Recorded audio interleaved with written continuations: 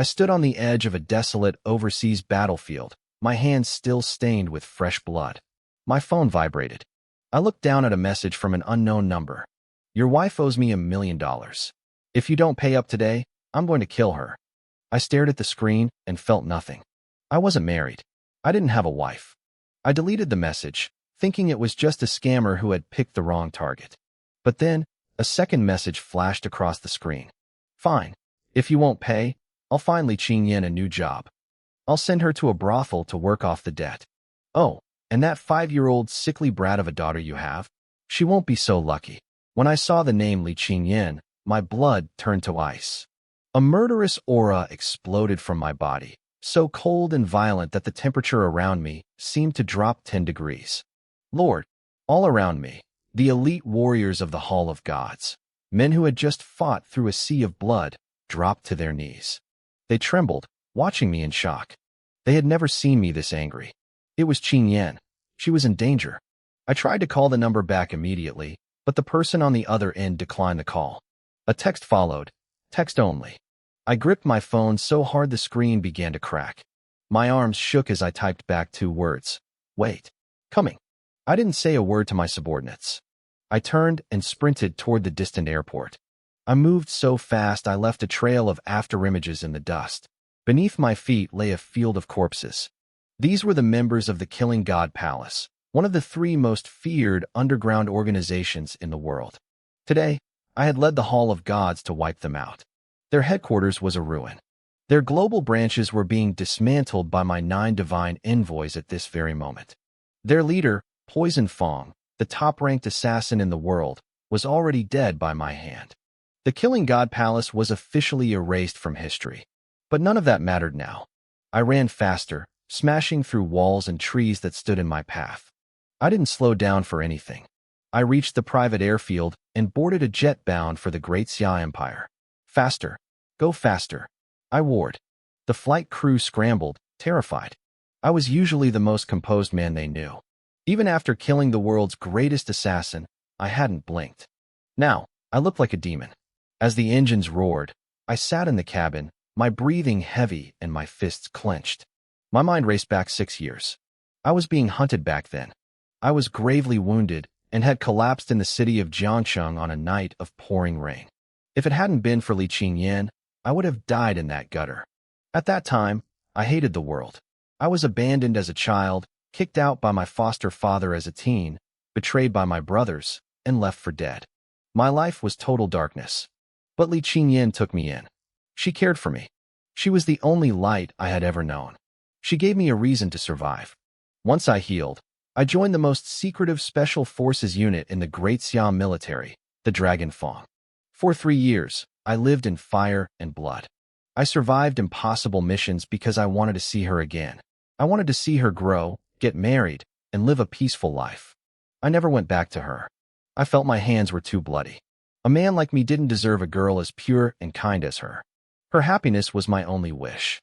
3 years ago, the commander of Dragon Fong died under mysterious circumstances. My final mission was to leave the military, disappear into the underground world, and fight darkness with darkness. I gave up my rank, my honors, and my identity. I became the first line of defense for my country from the shadows. I was a ghost. I did it all willingly, because by protecting my country, I was protecting her. I wasn't alone. 10 of my brothers from the first squad left with me. We fought across the globe to find our commander's killer. 6 of them died in foreign lands, their eyes fixed toward the east even as they took their last breaths. The 5 of us who survived built the Hall of Gods. I became its master, known to the world as the god of heavenly punishment, the top-ranked combatant on the planet. My 4 brothers became the 4 heavenly kings. We belonged to no nation. We were neither good nor evil. But every superpower knew one rule. If you touch Great Xia, the Hall of Gods will find you. That was why I had just slaughtered the Killing God Palace. They had targeted my people. Lord, a crew member whispered, stepping forward. We tracked the signal. The phone is being used in the west 2nd Ring Road of Jiangxing. Change course, I ordered, staring out the window at the clouds. Fly directly to Jiangxing. I closed my eyes and saw Qingyan's face. Had she married? Was the child really hers? 5 years old. The math hit me like a physical blow. I remembered our last night together 6 years ago. We had been drinking. She told me to stop being so self-destructive. She told me someone would worry about me. I asked if it was her, and she laughed it off, blushing. The next morning, I woke up to a note saying she couldn't handle a tearful goodbye. My lips trembled. I was the master of the Hall of Gods, the backbone of 100,000 warriors. But at that moment, my eyes filled with tears. The woman I had sacrificed everything to protect was being hunted, and I wasn't there to stop it. I wouldn't let them hurt her. Not again. The thought of that little girl, who was likely my daughter, being in danger made my heart skip a beat. Then, it felt like it was being torn apart. Guilt, heartbreak, and a raw, primal rage surged through me until I couldn't hold it back anymore. I let out a bone-chilling roar that seemed to shake the very sky. I didn't care who they were. If they touched a hair on her head, I would grind their bones to dust.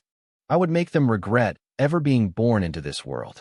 Lord, a crew member ran toward me, breathless. We've entered the airspace of Great Xia. Their fighter jets are intercepting us. They say we don't have clearance and are ordering us to turn back immediately. My eyes were bloodshot. I didn't hesitate. I strode into the cockpit, my voice cold enough to freeze blood.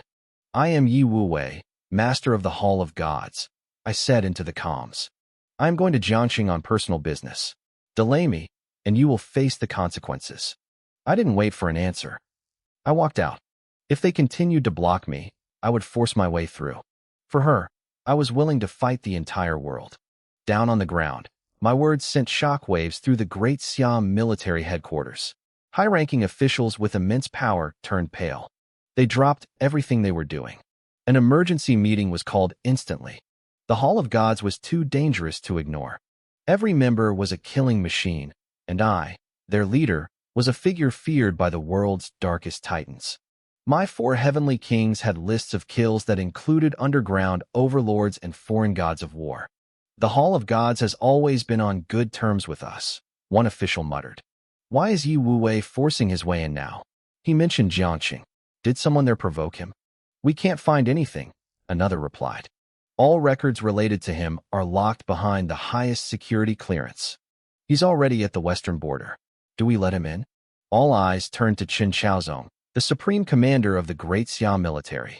He was an old man with white hair, but his eyes were like lightning. He stared at the radar screen where my plane was streaking across the sky like a bolt of fire. An hour ago, the Killing God Palace headquarters was leveled, Qin Shaozong said, his voice heavy. Their branches worldwide were wiped out. The Hall of Gods did it. We all know why. Over the years, they've done a lot for Great Xia. We owe him this. Let him in. Do not obstruct him. I will take full responsibility. His word was final. An officer immediately scrambled to clear my flight path, but Qin Shaozong wasn't finished. He looked back at the screen, his brow furrowed. Yi Wuwei is coming with murderous intent, he whispered. This will cause a storm. Contact the Azure Dragon God of War. Have him take the Azure Dragon Guard to Jiangxing immediately. Watch the situation. Control it. Find out what happened in that city. We cannot let this escalate. Letting me in was a favor. Sending the Azure Dragon was his duty. He knew that if the strongest god of war in Great Xia couldn't stop me, the very heavens of this country were about to change. In a villa in the west second ring road of Jiangxing, a man with a jagged scar across his face leaned back with a cruel smirk. This was Scar, the top enforcer for the Black Dragon Gang. He was a nightmare in this city. A woman sat on the floor in front of him, trembling. It was Li Qingyan. She looked a mess, disheveled, tear-stained, and broken. Scar shook his phone at her. Another hour has passed, Li Qingyan. Earlier, I just slapped your daughter a few times. Now, I'm going to break her arm. Keep your eyes open. Watch how it happens. He pointed to the phone screen. A little girl was huddled in a corner, shaking with terror. If you don't have that $1,000,000 by midnight, Scar continued, I'm tossing her into the long river to drown. Please. Li Qingyan sobbed, her voice a shrill scream of agony. Don't hurt her. I paid back the 10,000 I borrowed. I have nothing left. A year ago, her daughter had caught a strange illness that drained every cent she had. She had borrowed 10,000 yuan for an emergency, not knowing the lender was a front for the Black Dragon Gang. In 1 month, They had flipped the interest 10 times over. They wanted $1 million. You paid the principal, not the interest, Scar laughed. Debts must be paid. If your daughter dies, it's on you for not saving her. Li Qingyan looked utterly hopeless. Please, just give me a few more days. Who gives me more time? Scar's face went cold. It's time for this hour's punishment. Do it. On the phone screen, a man in black stepped toward the little girl. He raised his leg and delivered a brutal kick. Mama, I want to go home. Mama. The girl's desperate wails were like a knife twisting in Li Qingyan's heart. She snapped. With a scream of rage, she lunged at Scar like a wild animal. Scar didn't even blink. He stepped aside and tripped her, sending her crashing to the floor. 3 hours until midnight, Scar mocked, looking down at her. She's got one arm and one leg left before she goes in the river. Listen to her cry. Doesn't it just break your heart? It almost breaks mine. Li Qingyan couldn't even speak through her sobs. Give me the phone, she wheezed. I'll call my parents again. Scar signaled an underling to hand it over. Li Qingyan dialed with shaking fingers. Mom. Did you get the money? Qingyan, how is Nian Nian? Her mother's voice came through, frantic. Your uncle. That monster. He refused. Your father and I knelt and begged him, but he kicked us out. He said. Li Qingyan broke down, unable to form a sentence. Scar snatched the phone away and hung up. Over the last year, Li Qingyan had borrowed from everyone she knew. Even the 10,000 she'd paid back had come from her best friend, Jiang Shui. She was at the end of her rope, and time was running out. Another hour was almost up. The heavy wooden door to the room shuddered and flew open with a violent bang. A man with a jagged scar across his face stepped inside, looking like a demon from the darkest pits of hell. Li Qingyan, Scar barked, his voice dripping with malice. Your parents still haven't called back. You know, my biggest weakness is that I'm just too kind-hearted. Since you're so pitiful, I'll give you a choice. Which will it be this time? Her arm or her leg? You pick. He curled his lip into a cruel smile. To me, that smile was more terrifying than any monster. I closed my eyes in total despair, my voice coming out as a ragged hiss. You animal, you're going to burn in hell for this. Scar threw his head back and laughed. You're probably right. I definitely won't have a good ending. But since you won't choose, I'll be merciful and pick for you. Your daughter already lost one arm, so next is. He stopped mid-sentence. His brow furrowed as he jerked his head toward the window. I felt it too, a sudden, overwhelming wave of killing intent that seemed to crush the very air out of the room. Then, the glass exploded. A figure blurred through the window with terrifying speed. It was me, Yue. I had pushed my body to the absolute limit to get here. My eyes were bloodshot, glowing with a primal rage as I locked onto Scar. He froze, looking like he had just stepped off a cliff into an abyss. He stumbled back, his face turning pale with pure terror. I didn't waste a second on him. My gaze shifted to the floor, landing on Li Qingyan. When I saw her, the kind, smiling girl I once knew, now broken and withered, the fury inside me erupted. A mountain of killing intent exploded from my soul, cold enough to blanket the entire city. Qingyan, I screamed, my heart tearing in two. I rushed to her side. Her lips were white, her face drained of all color. She looked so old, so exhausted. It felt like a knife was twisting in my chest. I gathered her into my arms, and for the first time in my life, I couldn't stop the tears. I had survived the most dangerous missions in the Dragon Fang unit. I had bled out in the dark corners of the underground world, facing death 100 times without blinking. I had never cried, not once. But seeing her like this, the grief was a flood I couldn't hold back. A man's tears are rare, but they fall like blood when his heart is truly broken. Li Qingyan's eyes fluttered open at the sound of my voice. She stared at my face, a face that had grown blurry in her memory over the years. A self-deprecating smile touched her lips. I'm hallucinating, she whispered, her voice barely a breath. She started to close her eyes again. It has to be an illusion. Qingyan, it's not an illusion, I rasped. My throat felt like it was filled with broken glass. I'm back. I'm really here. She opened her eyes again, her hand trembling as she reached up to touch my cheek. She was terrified to believe it. But when her fingertips met the warmth of my skin, The realization hit her like a tidal wave. I was real. I had come back at her darkest, most desperate hour. The tears began to stream down her face. She looked at me through the haze of her sobbing, but the strain of the last year was too much. The constant fear, the suffocation, the agony, it all snapped at once. Her body went limp, and she fainted in my arms. Suddenly, two shadows flickered into the room. "Boss, what happened?" A man and a woman appeared behind me. They stopped dead, looking like they'd been struck by lightning. They couldn't believe their eyes. This was the master of the Hall of Gods, a man feared by every global power, a man known for being cold and heartless. And here I was, weeping over a woman. I forced down the urge to kill everything in sight and gently laid Qin Yan on the sofa. As I moved her, a small, yellowed scrap of paper fell from the corner of the cushions. I picked it up and unfolded it. "If you ever run into trouble, don't forget you have me. Yi Wu Wei, 184 8888. It was the note I had written for her 6 years ago.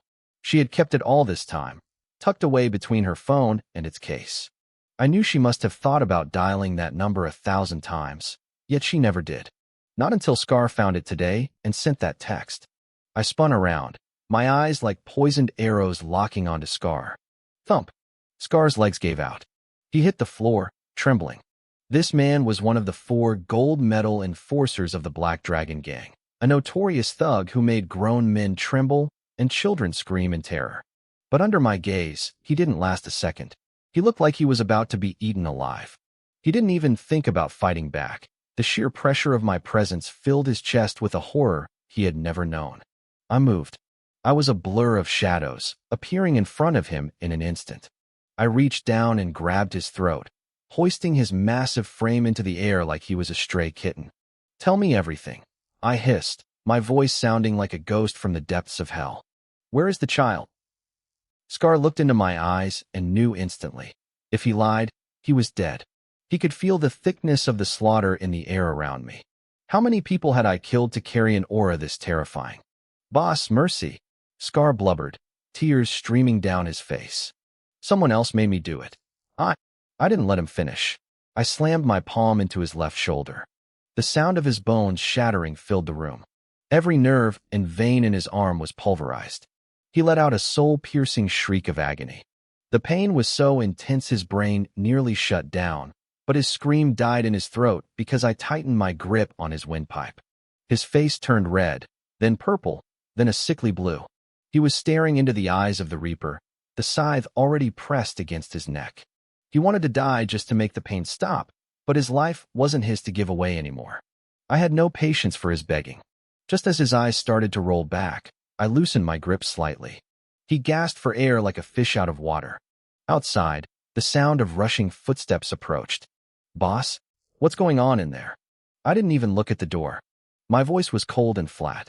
Yi Lu, the man who had just arrived behind me, bowed low. "Boss." "The trash outside," I said, the killing intent making the walls seem to bleed. "Leave none of them alive." Yi Lu nodded once and vanished into the hallway. He and the woman, Yi Jiao, were 2 of my 18 guardians. In the Hall of Gods, we had the 4 heavenly kings and the 9 divine envoys for war, but the guardians were my elite shadows. And right now, I was going to let them loose. My guardians were the backbone of the Hall of Gods. Some managed our vast industries, while others specialized in intelligence. Yi Lu was in charge of personnel training, and Yi Jiao handled our commercial operations near the headquarters.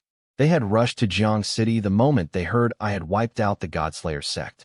Yi Jiao noticed the surveillance cameras in the room and slipped out to find the security office. Once she and Yi Lu left, the room fell into a heavy, suffocating silence. I looked at Scar.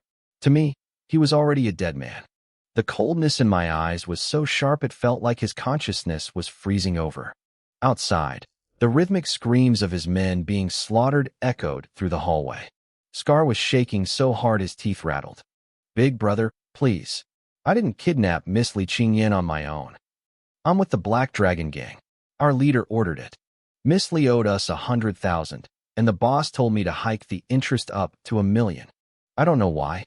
I was just following orders. He didn't dare hide a single detail. When he finished, I let go of his throat. He hit the floor with a heavy thud, gasping, thinking for a split second that I was letting him live. I wasn't. I brought my boot down on his thigh. I channeled my inner strength into the strike, and his leg shattered. Not just the bone. Every inch of marrow, every vein, and every nerve turned to mush. He let out a blood-curdling shriek. His face twisted in agony. He was experiencing a pain so profound that death would have been a mercy. Yi Lu and Yi Jiao walked back into the room. Yi Lu bowed. "Boss, it's done. All the trash outside has been cleared." Yi Jiao held out her phone, her teeth clenched in rage. "Boss, these animals deserve to burn. They didn't even spare the little girl. They used a child's life to threaten her." I took the phone. My heart shattered as I watched the footage of Scar using our daughter's life to break Li Qingyan. I saw her looking hopeless, desperate, and broken. The killing intent inside me exploded. "Where is the child?" I hissed. Scar was barely conscious, his body leaking blood onto the floor. At the Black Dragon Gang headquarters. Tianxin Casino. I didn't wait for another word. I struck him with a palm full of fury. Every bone in Scar's body turned to dust. I left him there, a heap of broken flesh, to slowly watch his own life drain away.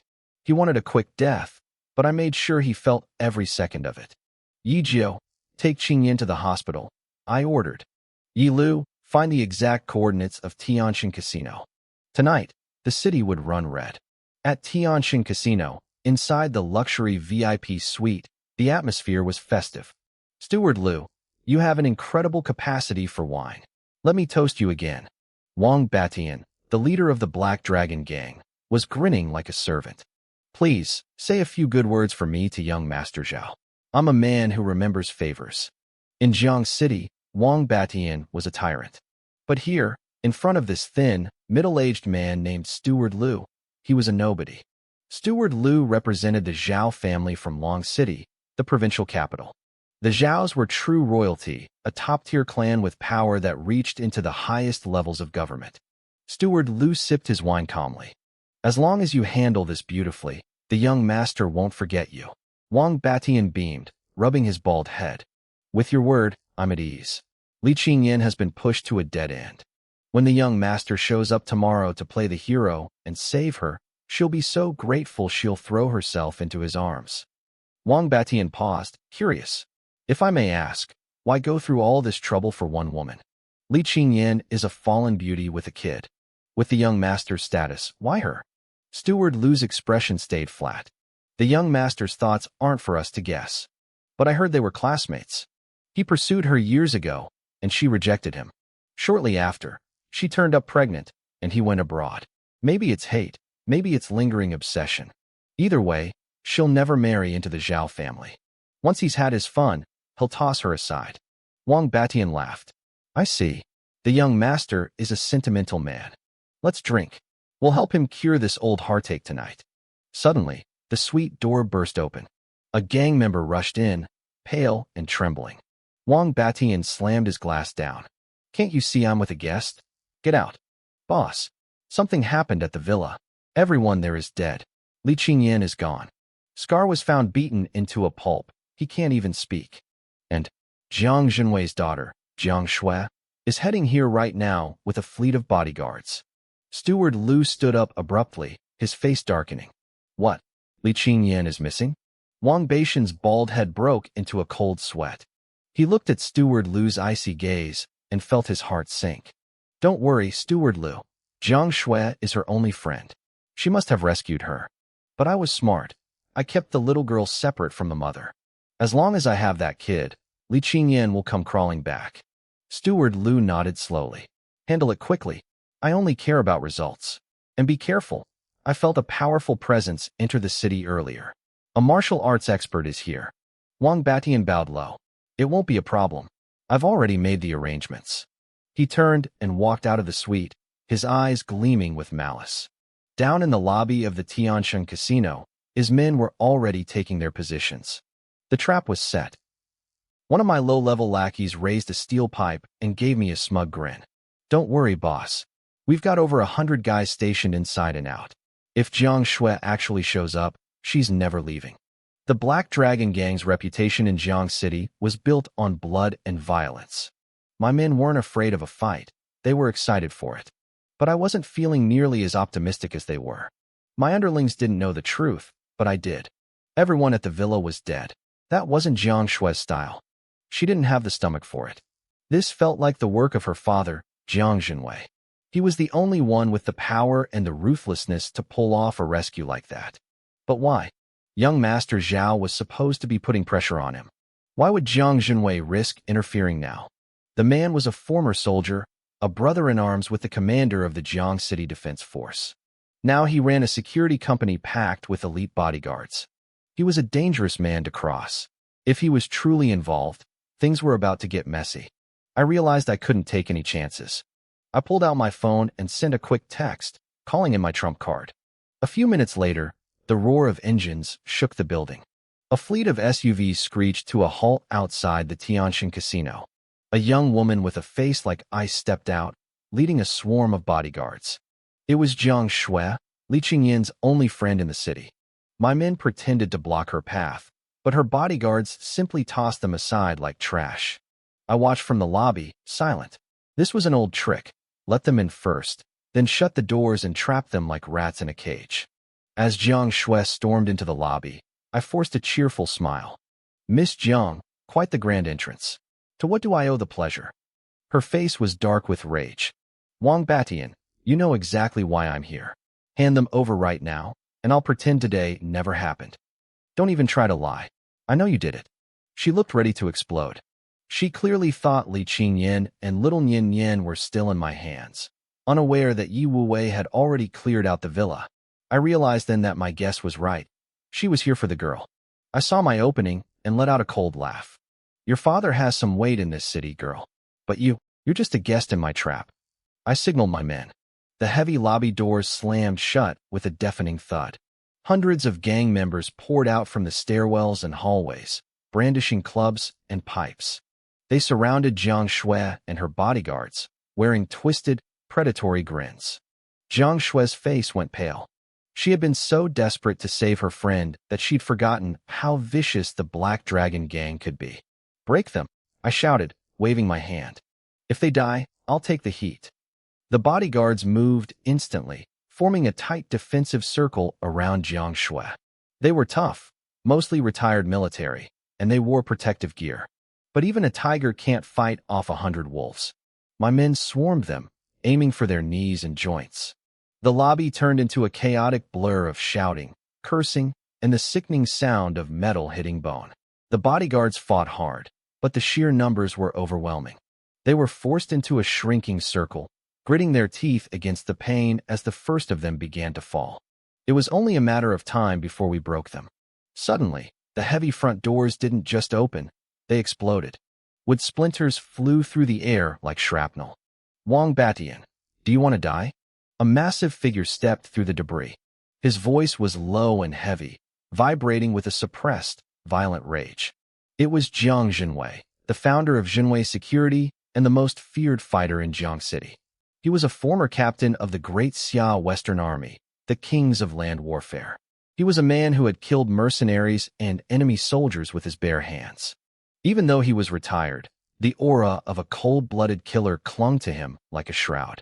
In our world, martial artists are ranked, from the lowly rank 6 martial apprentice up to the legendary rank 1 grandmaster. Jiang Jinwei was a rank 5 martial artist, and a top-tier one at that. He used to be a rank 4 martial master before an old war injury dropped his level, but his combat experience made him deadlier than men twice his rank. My heart skipped a beat. I was a rank 5 martial artist too, but I knew I stood almost no chance against a man like him. I usually avoided him at all costs, not just because of his strength, but because of his military connections. Today, however, I had no choice but to stand my ground. Brother Jiang, what is the meaning of this? I asked, my voice tight. The Black Dragon Gang has never crossed you. You're the one breaking into my home. Are you trying to start a war? Jiang Jinwei's eyes were deep and full of malice. You laid a hand on my daughter, Wang Batian. You think I'm just going to watch? You must be tired of living. He began walking toward the center of the lobby. My men, terrified, scrambled out of his way, parting like the Red Sea. The bodyguards let out a collective sigh of relief as Jiang Shui ran to her father's side. She looked like a scolded child, her eyes brimming with tears as she hung her head. "I'll deal with you when we get home," Jiang Jinwei growled at her. I took a breath, trying to salvage the situation. "Brother Jiang, since you're here personally, I'll be generous. We'll call it even for today. But if there's a next time, don't blame me for being ruthless." Jiang Jinwei looked at his daughter, then at his injured guards. He didn't want a full-scale war either, especially since Jiang Shui had technically started this by storming my headquarters. He hesitated, then turned to leave. "We're going." But Jiang Shui grabbed his arm, her voice trembling with a desperate plea. "Wait, father, Qing Yin and Nian Yin are still in his hands. You have to save them." Jiang Jinwei froze. He knew the risks, but looking at his daughter's tear-streaked face, I could see his resolve starting to crack. Jiang Jinwei looked at his daughter, and for a moment, I saw his resolve waver. But he had a wife and a family of his own now. If he interfered in this, his own world would crumble. The forces putting pressure on him weren't something he could touch. He had already looked the other way when Jiang Shui secretly gave Li Qingyin $100,000. That was his only concession. "Go home," Jiang Jinwei said. His voice was cold and left no room for argument. Jiang Shui's tears began to fall. She used to think her father was the most powerful man in the world, an upright hero who could do anything. She slowly let go of his arm, sobbing into her hands. Her tears fell like broken strings of pearls. She wasn't just crying for Li Qingyin and Yin Yin. She was crying because she had just realized the cruel truth. Her father wasn't an invincible hero. Seeing his daughter break down like that sent a sharp pang through Jiang Jinwei's heart. In his youth, he was the type of man who would slay dragons to right a wrong. Time had smoothed his sharp edges, but seeing her pain was too much. He hesitated for 2 seconds, then turned his head toward me. "How much does Li Qingyin owe you?" he asked heavily. "I'll pay it." The smile on my face turned cold. "Jiang Jinwei, don't stick your nose where it doesn't belong. I heard your company has been having a lot of trouble lately. Money is tight. Don't be a fool." Jiang Jinwei didn't blink. "How much?" I narrowed my eyes. He was going to force my hand. My face darkened. 1 million. Give me the money, and I'll release them." I paused, tapped my temple, and let out a mocking laugh. "Wait, I'm getting confused. I forgot a zero. It's 10 million. Jiang Jinwei's eyes turned murderous. It was obvious now. The debt was just a cover. I had no intention of letting them go. If he didn't act, that mother and daughter were as good as dead. He grabbed Jiang Shui's hand and pushed her toward the door. "Take them and leave," he whispered urgently. "Take your mother and get out of Jiang City as fast as you can. Once I save them, I'll find you." Jiang Shui panicked. She realized her father was about to start a war because of her. "Dad, go," Jiang Jinwei barked. He shoved her away, and his bodyguards quickly dragged the pale, trembling girl out of the lobby. I let out a cold sneer. "So, you want to do this the hard way?" Jiang Jinwei's body erupted with a series of loud pops and cracks as he flexed his muscles. He stared down my men, his blood beginning to boil. The aura he gave off intensified, shifting until he looked exactly like a soldier facing an enemy on the battlefield. "I've put up with you bastards long enough," he roared and lunged into the crowd. The lobby turned into a scene of carnage. Bones snapped and men screamed for mercy. Jiang Jinwei was like a tiger among sheep. He moved with a terrifying, frantic energy, his body shaking with the thrill of finally letting loose. I knew I was no match for him, but I had to step in. We clashed. It wasn't even close. After only 3 moves, his fist slammed into my chest. I flew backward, spitting out a mouthful of blood. I saw the cold light in his eyes as he charged at me again. I panicked. Where were the reinforcements?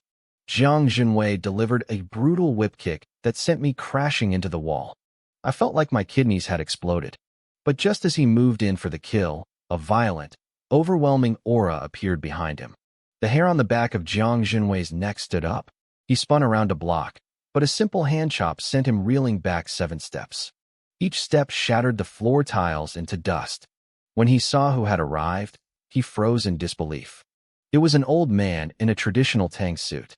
He was thin, with a withered face and a small goatee. This was Wang Guohua, the top martial artist in Jiang City and a member of the elite Wang family. The Wang family is working with the Black Dragon Gang? Jiang Jinwei demanded, his voice thick with rage. The Wang family had a golden reputation for charity. No one would have guessed they were tied to a gang like mine. Wang Guohua remained calm. To grow a family, one must walk on both the black and white paths. Since you've seen me here, I can't let you leave. And don't hope for your old army buddies to save you. The commander of the defense force won't be coming. Jiang Jinwei's expression darkened. He had dragged his old friends into this. But then, a wild, manic fighting spirit rose within him. He gave a twisted grin. Even if I die, I'm going to see how much those old bones of yours weigh. Wang Guohua looked indifferent. You've been retired too long. You still act like a common soldier. You're a mantis trying to stop a car. You will only find death. Wang Guohua's aura exploded, his eyes turning vicious. Jiang Jinwei felt his heart sink. He knew he was likely going to die here today. Then, something bizarre happened. The suffocating pressure coming from Wang Guohua vanished instantly. The old man's body began to shake. He looked terrified, like he was standing on the thinnest layer of ice. Jiang Jinwei followed the old man's gaze to the entrance. Two strangers had appeared at the door. The man in front was tall and imposing, watching the room with an expressionless face. His eyes held a coldness that made my heart shiver. It was Yi Wuwei.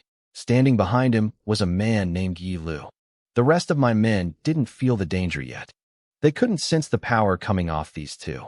The only reason Wang Guohua was paralyzed was because Yi Wuwei had locked onto him with a deadly, invisible pressure. What are you doing here? One of my small-time thugs shouted, trying to act tough.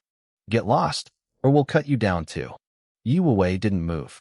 He didn't even look at the man. To him, this thug wasn't worth the effort. Yi Lu, however, narrowed his eyes. He moved like an arrow shot from a bow, appearing in front of the thug before the man could even blink. The thug let out a strangled gasp as Yi Lu's hand clamped around his throat. Crack! He dropped the dead man like trash. The speed was so inhuman it made Jiang Jinwei and my men break into a cold sweat. It looked like a ghost had just drifted across the room. Yi Lu scanned the lobby. Where is the leader of the Black Dragon Gang? Every one of my men flinched. The guys standing near me silently backed away, leaving me exposed where I lay crumpled in the corner. No one wanted to be next. You bunch of bastards. I wheezed, spitting blood. They were always loud with their loyalty until things got real. Yi Lu blurred again, appearing right over me. He reached down, crushed my shoulder with a casual grip, and tossed me into the center of the lobby like a sack of flour. The entire floor shook when I hit the ground. The floor in the center of the lobby shattered, spiderweb cracks racing across the tiles. My body was curled up like a cooked shrimp, coughing up blood that wouldn't stop. I felt like every bone in my body had been pulverized. Cold sweat soaked me instantly, and the pain was so intense I couldn't even scream. Asterisk thud. Thud. Thud. Asterisk.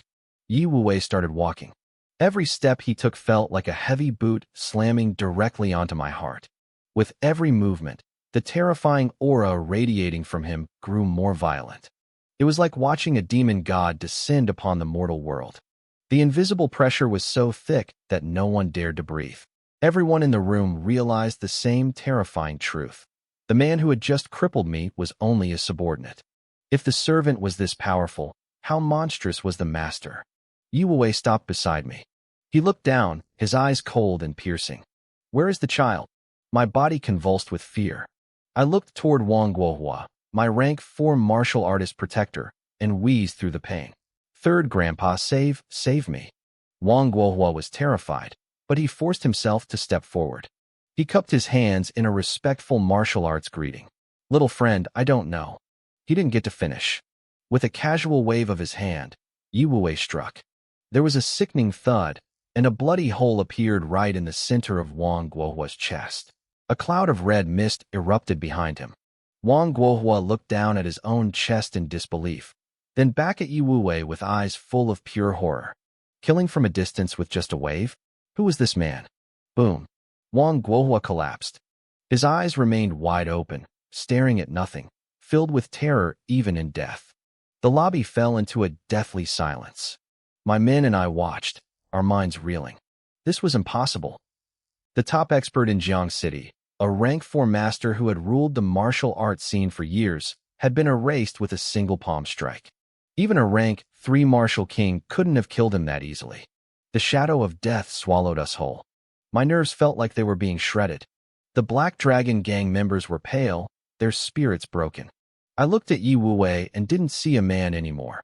I saw a devil who had slaughtered millions. Yi Wuwei's gaze shifted back to me. He didn't say a word, but that icy stare made me shake uncontrollably. "You, are you looking for Lin Yin?" I stammered. I couldn't hide anything now. I had spent my life bullying the weak, thinking I was a ruthless man. Facing Yi Wuwei, I finally understood what real ruthlessness looked like. Yin. At the mention of the name, Yi Wuwei's expression flickered with a hint of grief. He muttered something about failing to protect them before, promising it would never happen again. Nearby, Jiang Zhenwei's eyes lit up. "You're here to save Li Qingyan and little Yin too?" Yi Wuwei gave a short nod, then his hand clamped around my throat like a vice. "Where are they?" "If I tell you, will you let me go?" I gasped. The words had barely left my mouth when I let out a blood-curdling scream. My body twisted in agony as he casually wrung my arm into a literal braid. My mental defenses vanished. I sobbed and wailed, I'll talk. They're in the bathroom of VIP Box 3 on the 4th floor." "The bathroom?" Yi Lu roared, his eyes turning red with rage. "Boss, this piece of trash dared to treat the little princess like that? Give him to me. I promise he'll pray for death." Yi Wuwei's fury boiled over. He snapped my other arm like a dry twig and tossed me to Yi Lu like a bag of garbage. "Kill everyone else," he barked at Jiang Zhenwei. "Leave no one alive." Before the words finished echoing, Yi Wuwei vanished, blurring toward the stairs.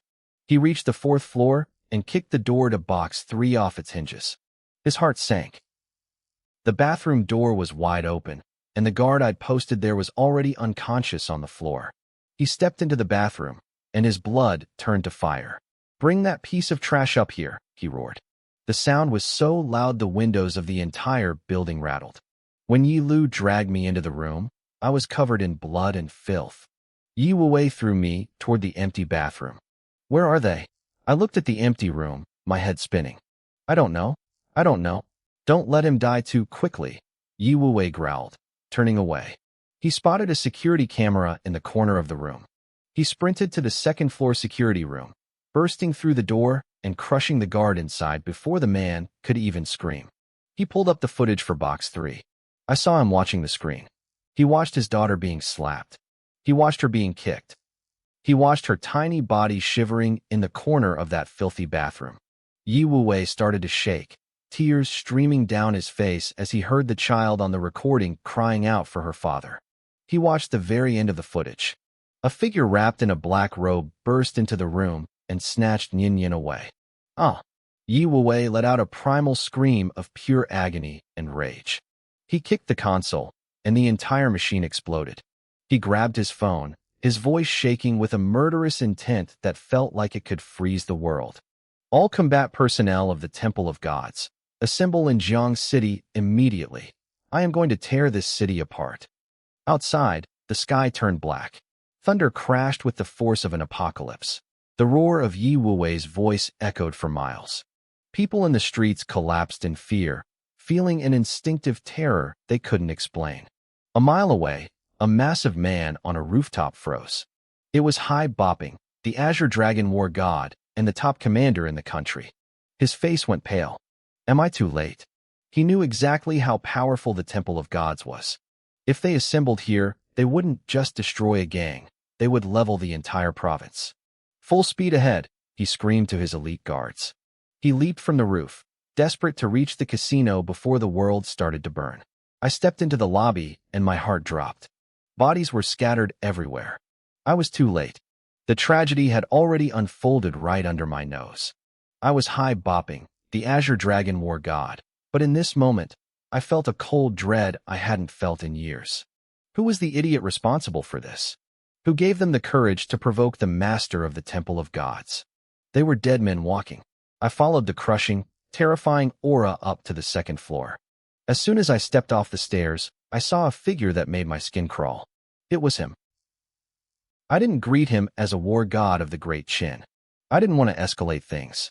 Instead, I lowered my head and cupped my hands in a respectful salute, addressing him as a fellow martial artist. Master Yi, I said softly. At the other end of the hallway, Yi Wuwei turned. His eyes were blood-red, glowing with a primal, murderous light.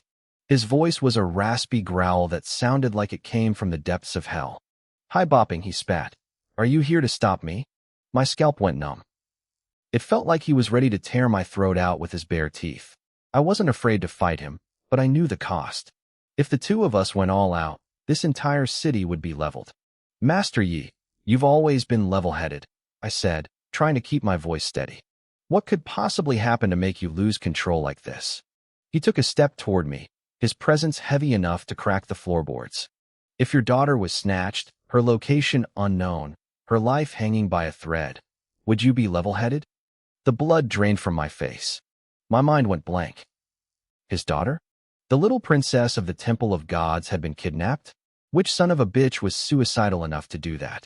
If the 4 great heavenly kings of the temple found out, they wouldn't just flip this city over, they'd tear the whole country apart. I didn't know. I stammered. I felt a surge of genuine fury. Master Yi, please, calm your anger. I will personally oversee the investigation. I will give you an explanation.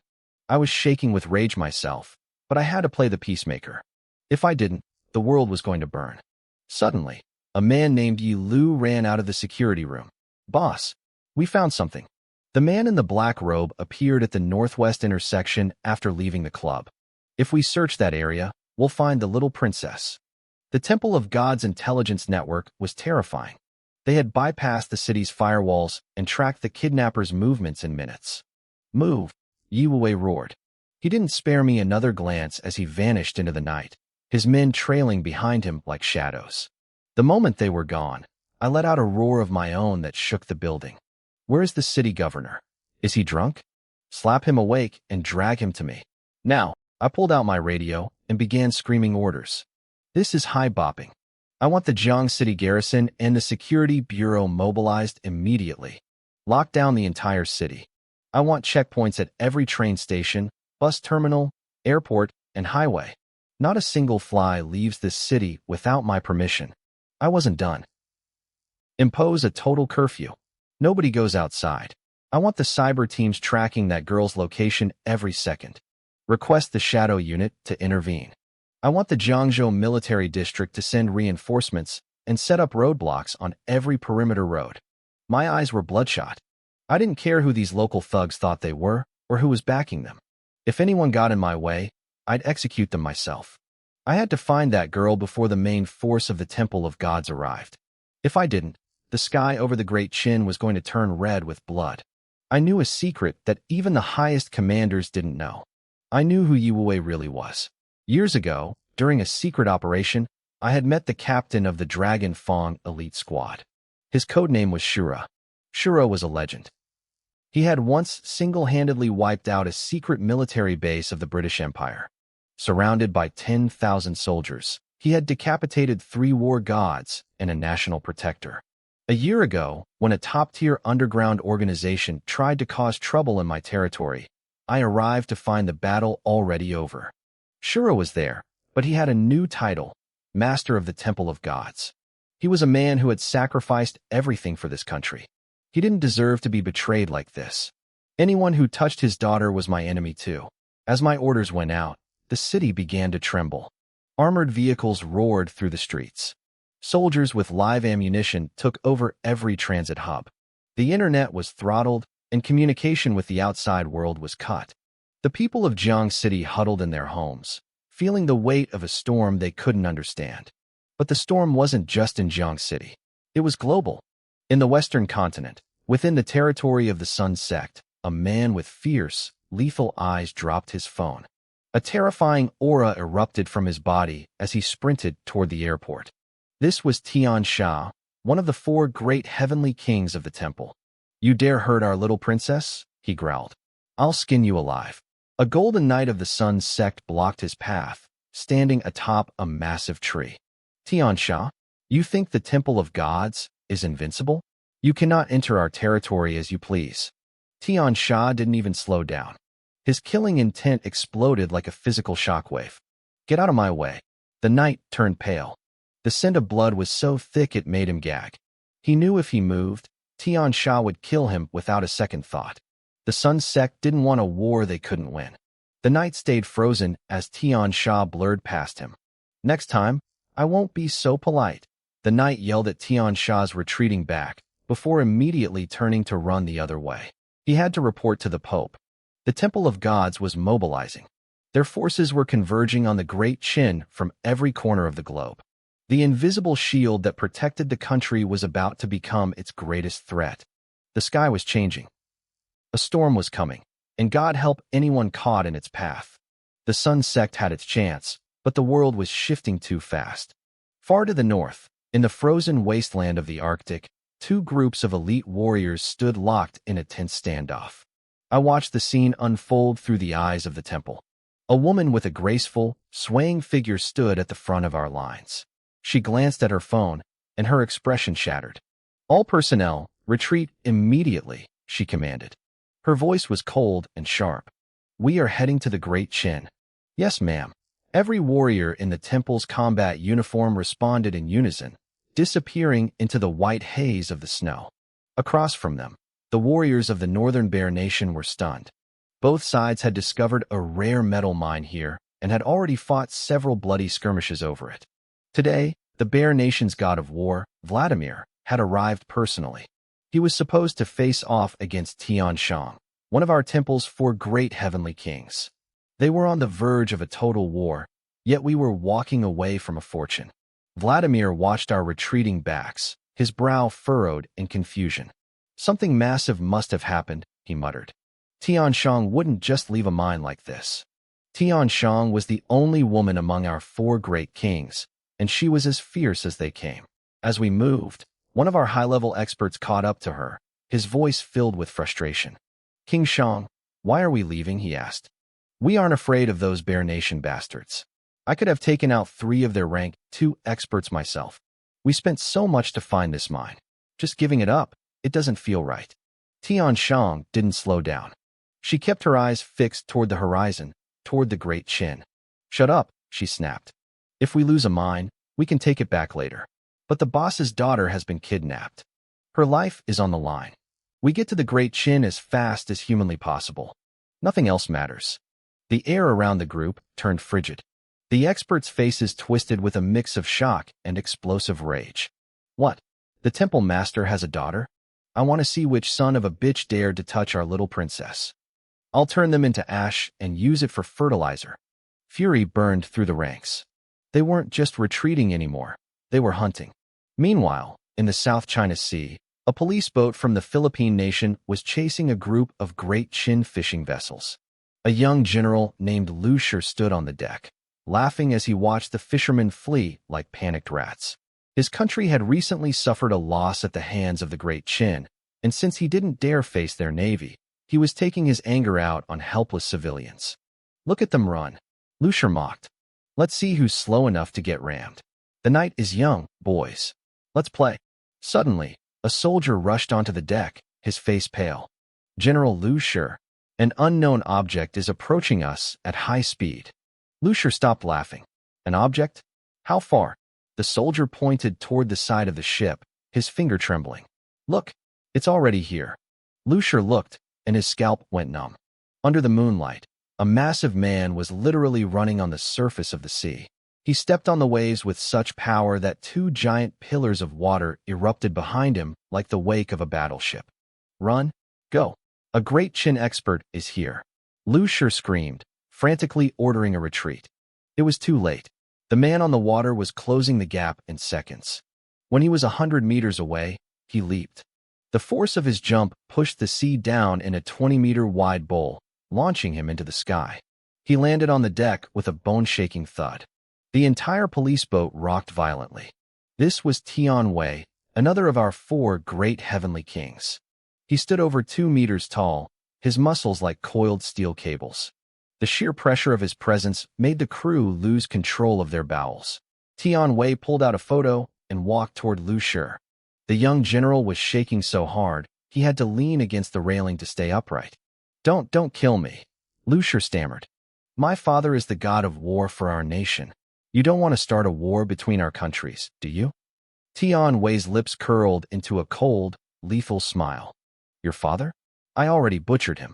Didn't you get the news? He stepped closer. I heard you've been making a nuisance of yourself. Your grandpa Tian Wei took a detour just to take your dog life. Tian Wei. Lucier's face went white. You're one of the 4 great kings. Tian Wei's eyes were indifferent. Make sure you run fast on the other side. Before Lucier could process the words, Tian Wei's hand blurred. There was a sickening crack as he snapped the general's neck. You can reunite with your father on the road to hell, he muttered. He tore through the rest of the ship like a whirlwind. Minutes later, he was the only thing left breathing on that boat. A seabird spiraled down from the sky and landed on his shoulder. He took a small note from its leg, read it, and his aura exploded. You bastards, you dare to touch my niece? He roared at the empty sea. You're dead. Across the world in America, the city of Gotham, the city of sin, was hosting an event that had the whole country on edge, the Dark Duel. I stood atop a skyscraper wearing a demon mask. In this city, I was known as the Dark Knight, the idol of every criminal in the underworld. Across from me on another roof stood a man encased in high-tech alloy armor. He was the king of the West, the demon god. I had appeared out of nowhere months ago, crushing every gang and challenger in my path. Finally, the demon god had stepped out to stop me. The military was even surrounding the city to prevent a total collapse of order. A heavy bell tolled. The crowd below held its breath. The demon god and I moved at the same time. We sprinted across the massive iron chains connecting the buildings, meeting in the middle. The sound of our blows was like thunder. Shockwaves rolled off us, shaking the very foundations of the skyscrapers. Then, a sharp, piercing whistle cut through the air. It was the temple's emergency signal. My heart skipped a beat. I immediately broke off the fight, turning to leave. But the demon god wasn't having it. He roared and lunged at me, trying to pin me down. I didn't have time for games anymore. I stopped holding back. I spun around, my fingers digging into his alloy armor like it was wet paper. I ripped the chest plate open and shoved my palm straight through his heart. The demon god stared at me, his eyes wide with disbelief as his life faded. He never realized that the Dark Knight was just a cover for my secret mission. My real name is Tian Zue, one of the 4 great kings of the temple. He died never knowing I was 10 times stronger than he ever imagined. I didn't look back as his body plummeted toward the streets below. My family was in trouble. The world was about to burn. The powerful warriors watching from the shadows stood frozen, their mouths hanging open like idiots. They expected a clash of titans, a battle that would shake the heavens. Instead, it was over in a heartbeat. I didn't care about their shock. I had a mission. Across the globe, the 9 great envoys of the temple received my signal. They didn't hesitate. They mobilized thousands of elite fighters and began a frantic race toward the great Qin dynasty. World leaders scrambled as reports flooded in. Intelligence agencies went into a frenzy. Top-tier spies and special agents were deployed immediately, all heading toward the same skyscraper. Everyone felt it in their bones. The sky was about to fall. Deep inside the capital, at the military department headquarters, sirens began to scream. It wasn't a standard drill. This was a level 1 emergency. Report, a commander shouted.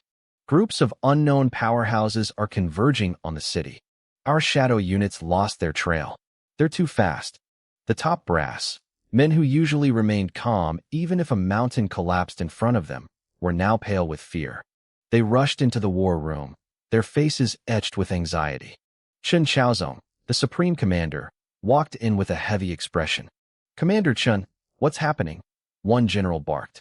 Why the level 1 alert? Who are these people? Chen Chaozong looked at the map, his voice grim. Jiang City is falling apart. I just got word from the Azure Dragon God of War. Yi Wuwei's daughter has been kidnapped. Her life is hanging by a thread. The room went deathly silent.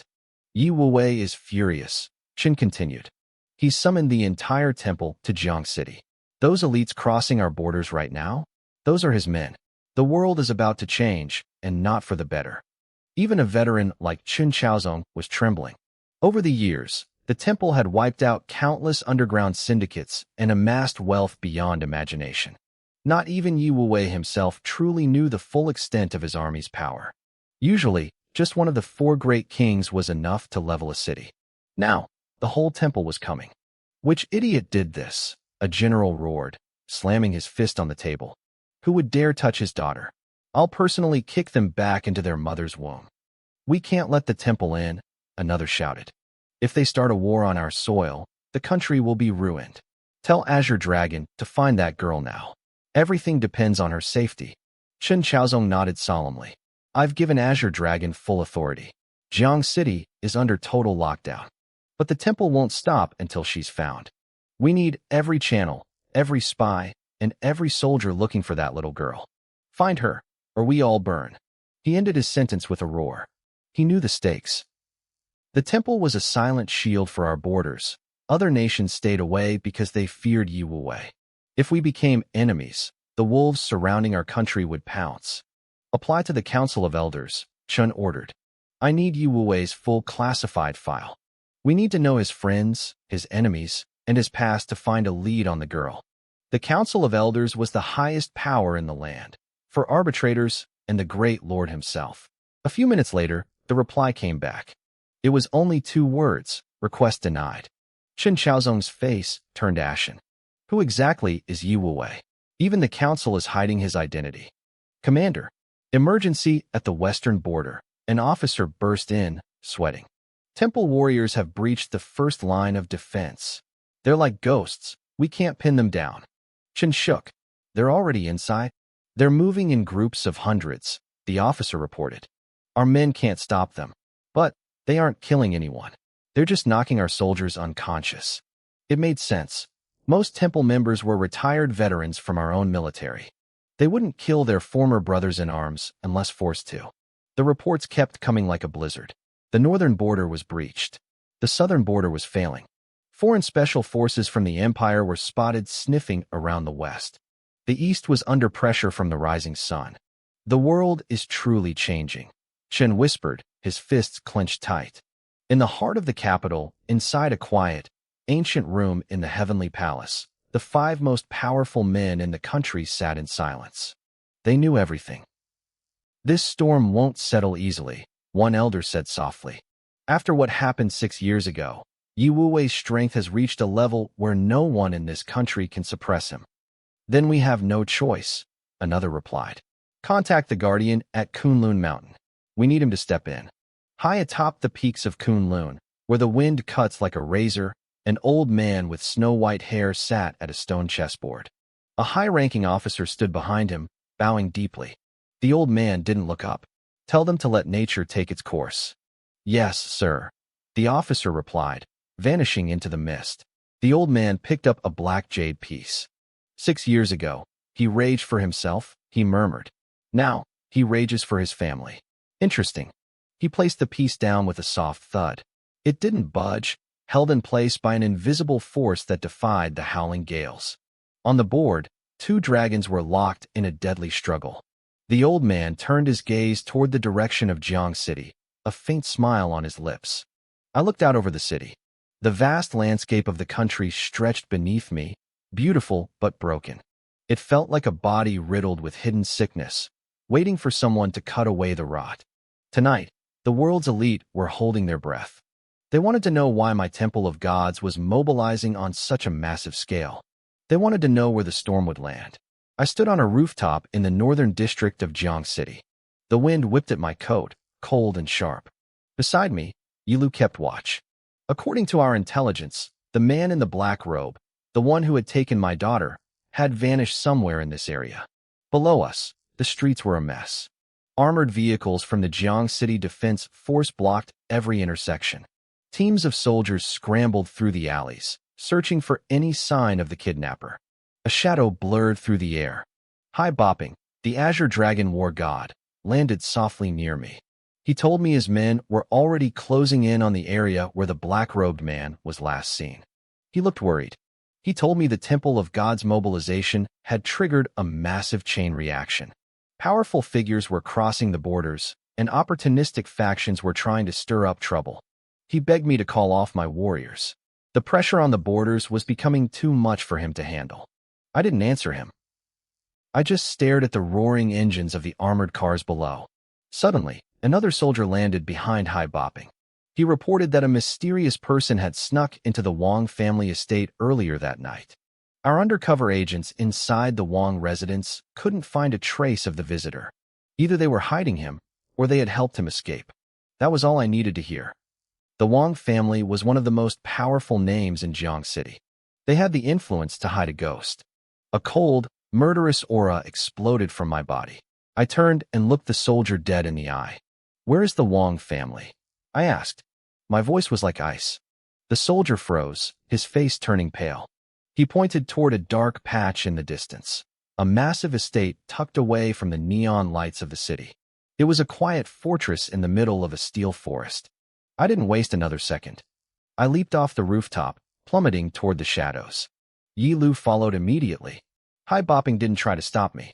Instead, he barked orders to get every file on the Wang family and surround their estate. He wanted no one going in or out. Then, he chased after me. He knew he couldn't stop the storm, but he was determined to keep it from burning the whole city down.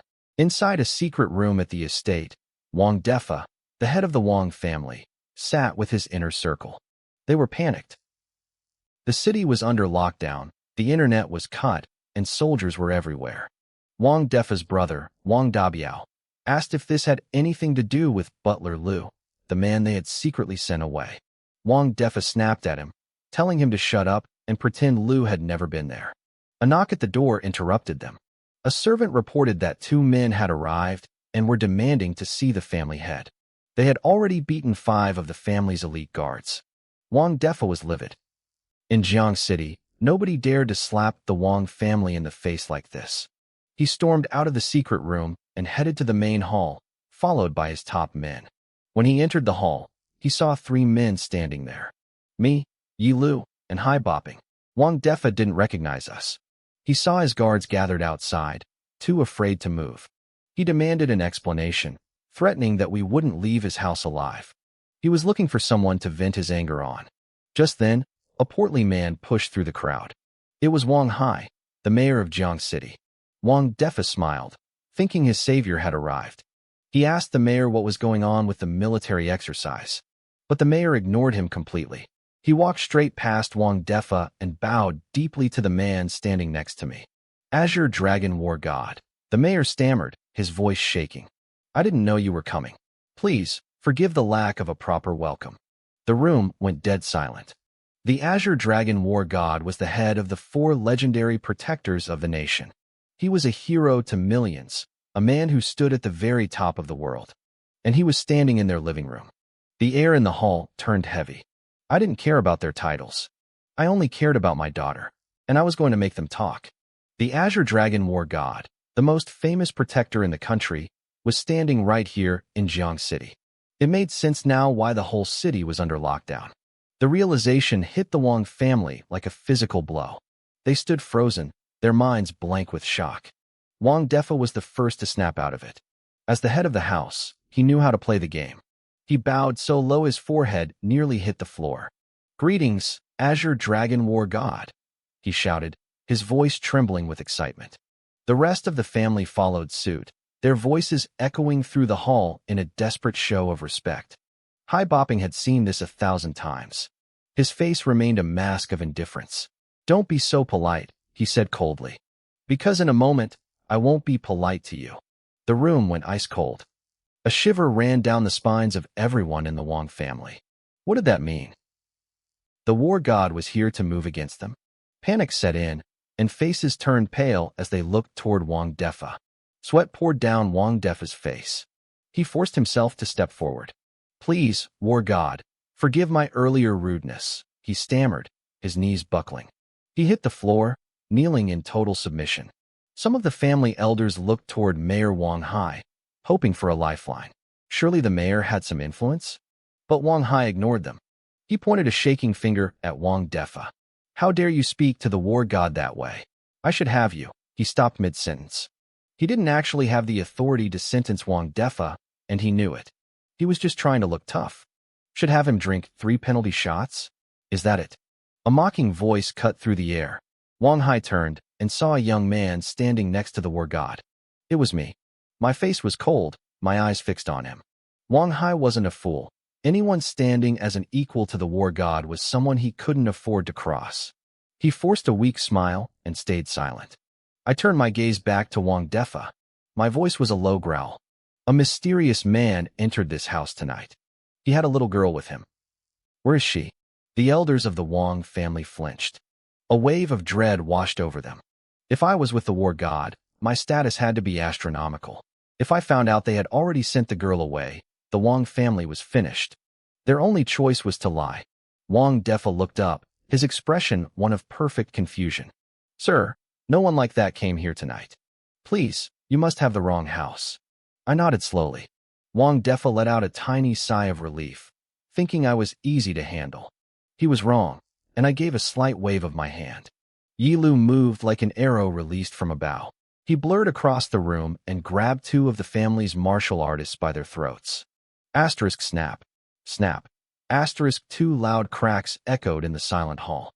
The men dropped dead before they could even scream. The Wang family gasped in horror. How could we do this, killing people right in front of the war god? They looked at me and Yi Lu as if we were demons from the deepest pit of hell. Death was staring them in the face. Hai Bopping frowned. This was too much, even for him. That's enough, he muttered. Enough. I looked at him, my eyes empty. We haven't even started. Yi Lu, killing dogs is useless. Kill the ones who talk. Yi Lu didn't hesitate. He lunged at the family elders. 2 more bodies hit the floor, their necks twisted at impossible angles. Uncle. Brother. Wang Defa screamed, his eyes turning bloodshot. He turned to Hai Bopping, slamming his head against the floor in a frantic plea. War god, save us. Save my family. I swear, I don't know anything about a girl. No one came here. He knew no one in his family could match Yi Lu's speed. His only hope was the head of the 4 protectors. I let out a cold snort. Keep killing. Kill them until he speaks. I knew they were involved. Wang Guohua, the city's top fighter, had appeared at the Black Dragon Gang to help Wang Batian. Both of them were Wang family members.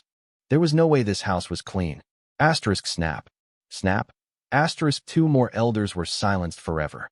Wang Defa's body shook uncontrollably. He was drowning in despair. Stop. Hai Bopping shouted, stepping forward. You have no solid evidence. This is lawless. Continue. I said, my voice flat. Yi Lu moved again, targeting 2 more elders. But suddenly, he froze. A massive, suffocating pressure locked onto him. He turned to see Hai Bopping charging at him with a dark expression. Yi Lu didn't flinch. He didn't have to. I blurred into motion, appearing instantly between Yi Lu and the war god. I thrust my palm forward. Hai Bopping's eyes narrowed as he met my strike with his own. Boom. The shockwave muffled everyone's hearing.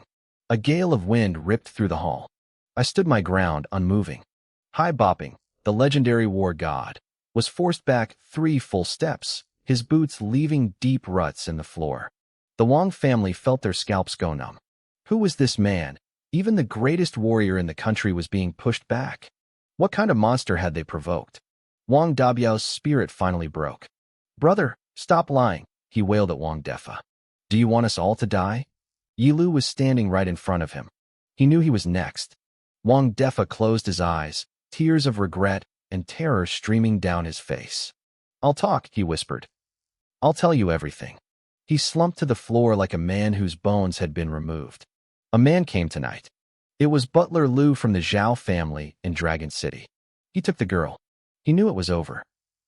Even if I didn't kill them, the Zhao family would destroy them for talking. He had tried to gamble on the Zhao family's protection, but the stakes were too high. He had lost. A violent, suffocating aura exploded from my body.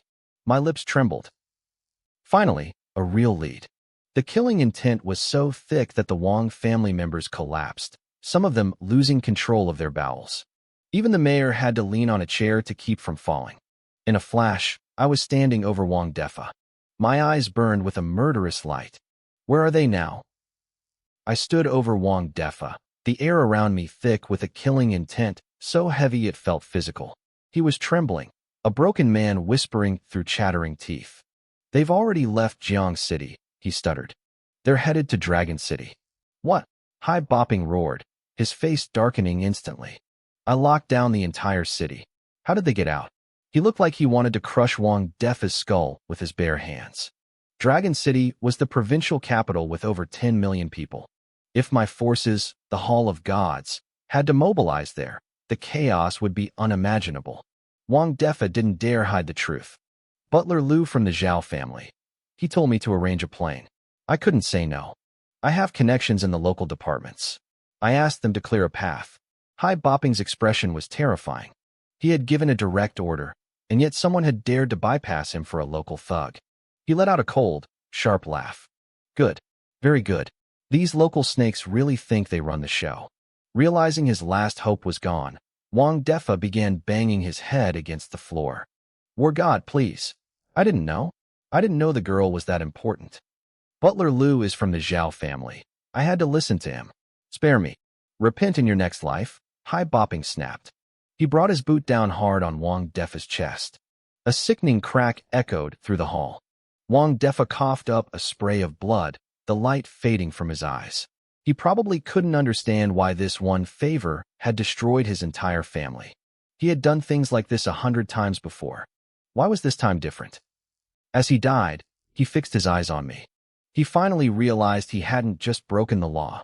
He had provoked a demon. Suddenly, the sound of rushing air filled the courtyard. Figures in specialized combat gear dropped from the walls. The Azure Dragon Guard had arrived.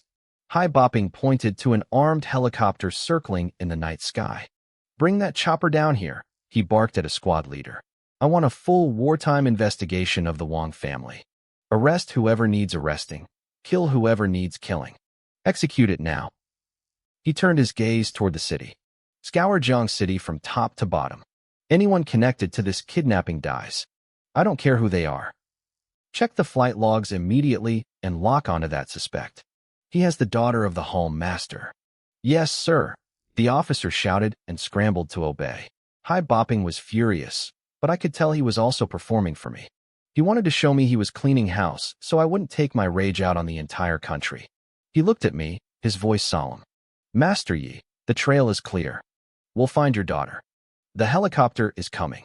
If she's in Dragon City, we fly there now. I didn't answer him. The squad leader returned quickly. War God, a private flight left shortly after the lockdown began. Destination, Dragon City. I looked at Yi Lu. Tell our intelligence department to shift everything to Dragon City. Tell the main army to mobilize and converge there. I didn't trust the local authorities anymore. I would rely on my own blood and steel. High Bopping's face paled. He knew what it meant if the Hall of Gods descended on the capital. Then, he paused, looking confused. The network in Jiang City is jammed. How are you contacting the outside world? Yi Lu didn't stop typing on his device. He just gave a cold, thin smile. The Hall of Gods spent billions building our own communication network. You think your little jammer can stop us? Minutes later, we were on the helicopter, the blades screaming as we tore through the night toward Dragon City. Dragon City was a sprawling metropolis, the heart of the province. In the middle of its most expensive district sat a massive, luxurious estate belonging to the Zhao family. In this city, the Zhaos were royalty. People said that even a janitor for the Zhao family had more status than a CEO. The head of the family, Zhao Wuji, was whispered to be the king of Jiangzhou. Inside a private villa on the estate, Butler Lu was kneeling on the floor, his face white as a sheet. Beside him was a crate. Inside that crate, my daughter, Nian Nian, was curled up, shivering in terror. He had kept her hidden in there the whole flight. Young Master Zhao, Lu sobbed, looking at the young man in front of him. I didn't know it would get this big. I only found out after we landed. Please, for my years of loyalty, save me. In Jiang City, Lu had been a god. Here, he was a beggar. The young man, Zhao Fengyun, was the youngest son of the family. He was the little prince, spoiled and reckless. He looked at the sobbing butler and kicked a chair in rage. You idiot. Why did you bring her back to the estate? She's a ticking time bomb. What am I supposed to do with this? I'm sorry. Lu wailed, hitting his head on the floor. Zhao Fengyun gritted his teeth. Fine. You've been with me a long time. I'll try to protect you, but if I can't protect him, you can't even protect yourself, you little animal. A roar echoed from the doorway. An old man with white hair and piercing eyes stormed in. Without a single word of greeting, he swung his hand in a blurring arc. Crack! Butler Lou's neck snapped instantly. He slumped to the floor, dead before he hit the ground. Only his death can even begin to settle this, the old man growled. This was Zhao Wuji, the king of Jiangzhou. Zhao Fengyun stood there, stunned and silent. Who are you calling an animal? If he's an animal, what does that make me? A sharp, shrill voice pierced the room. A woman draped in jewels and expensive silk marched in with a crowd of servants. This was Feng Yi, Zhao Wuji's second wife and Zhao Fengyun's mother. She didn't even look at the dead butler on the floor. She went straight to her son. Zhao Wuji turned on her, his voice a thunderclap. Do you have any idea what kind of disaster he has brought to our door? The entire province is in a panic. Jiang City is under martial law. All because of him and this girl. I had already sent word to Zhao Wuji's eldest son, Zhao Bolin. The top brass were taking this kidnapping very seriously. They wanted the head of whoever was behind it. If Zhao Wuji couldn't fix this, his family's rise to power was over. Inside the estate, his wife, Feng Yi, was still acting like a spoiled queen. She sneered at him, asking why he was yelling. She thought being the king of Jiangzhou meant he was untouchable. Zhao Wuji just stared at her, speechless. That title used to be his pride. Now, it was a noose around his neck. Suddenly, the head housekeeper burst in, gasping for air. The military had arrived. Tanks and armored vehicles were surrounding the estate. Elite troops were setting up a perimeter. Nothing was allowed out. Helicopters circled overhead like vultures. Zhao Wuji's face went pale. He screamed at his wife to hide their youngest son, Zhao Fengyun. He knew if the boy was caught, he was a dead man. Feng Yi finally realized how bad things were. You see, the Zhao family felt invincible. The eldest son, Zhao Bolin, was a new war god with 50,000 troops. The second son was the richest man in the city. The third son controlled the city's security. Normally, the military wouldn't dare touch them. But this time was different. The orders were coming from much higher up. Feng Yi started crying, begging Wuji to save their son. Wuji told her to shut up and hide him. He had already called his eldest son to rush back. He hoped a war god's presence would be enough to stop the slaughter. But the housekeeper was still worried. He knew the people I led, the temple of gods, were lunatics who didn't fear death. He suggested calling in more help. Zhao Wuji agreed. He ordered all his sons to return with every man they had. He even reached out to Master Gu, a rank 1 grandmaster, to protect them until his eldest son arrived. Outside, the man in charge of the blockade, Commander Hu, was looking at a map of the estate. He wasn't taking any chances. He ordered his men to guard the sewers and blow up any secret tunnels they found. If anyone tried to run, they had orders to shoot to kill. The city governor, Lu Pianin, looked worried. He told the commander that destroying the Zhao family would make the city hard to manage. But the commander just looked at him. He told the governor the order came directly from the supreme commander of the War Department. The big boss was furious. A simple housekeeper had used the Zhao name to kidnap a girl and drive through the city without anyone stopping him. The Zhao family had become too powerful, and tonight, that power was being erased. The governor was stunned. When he heard that even the legendary Qinglong war god couldn't handle the situation, he realized the truth. The Zhao family had picked a fight with a monster. A group of martial artists arrived at the gate, claiming they were guests of the Zhaos. The commander just smiled and let them in. The orders were simple. People could go in, but nobody was coming out. Meanwhile, the other Zhao sons were moving.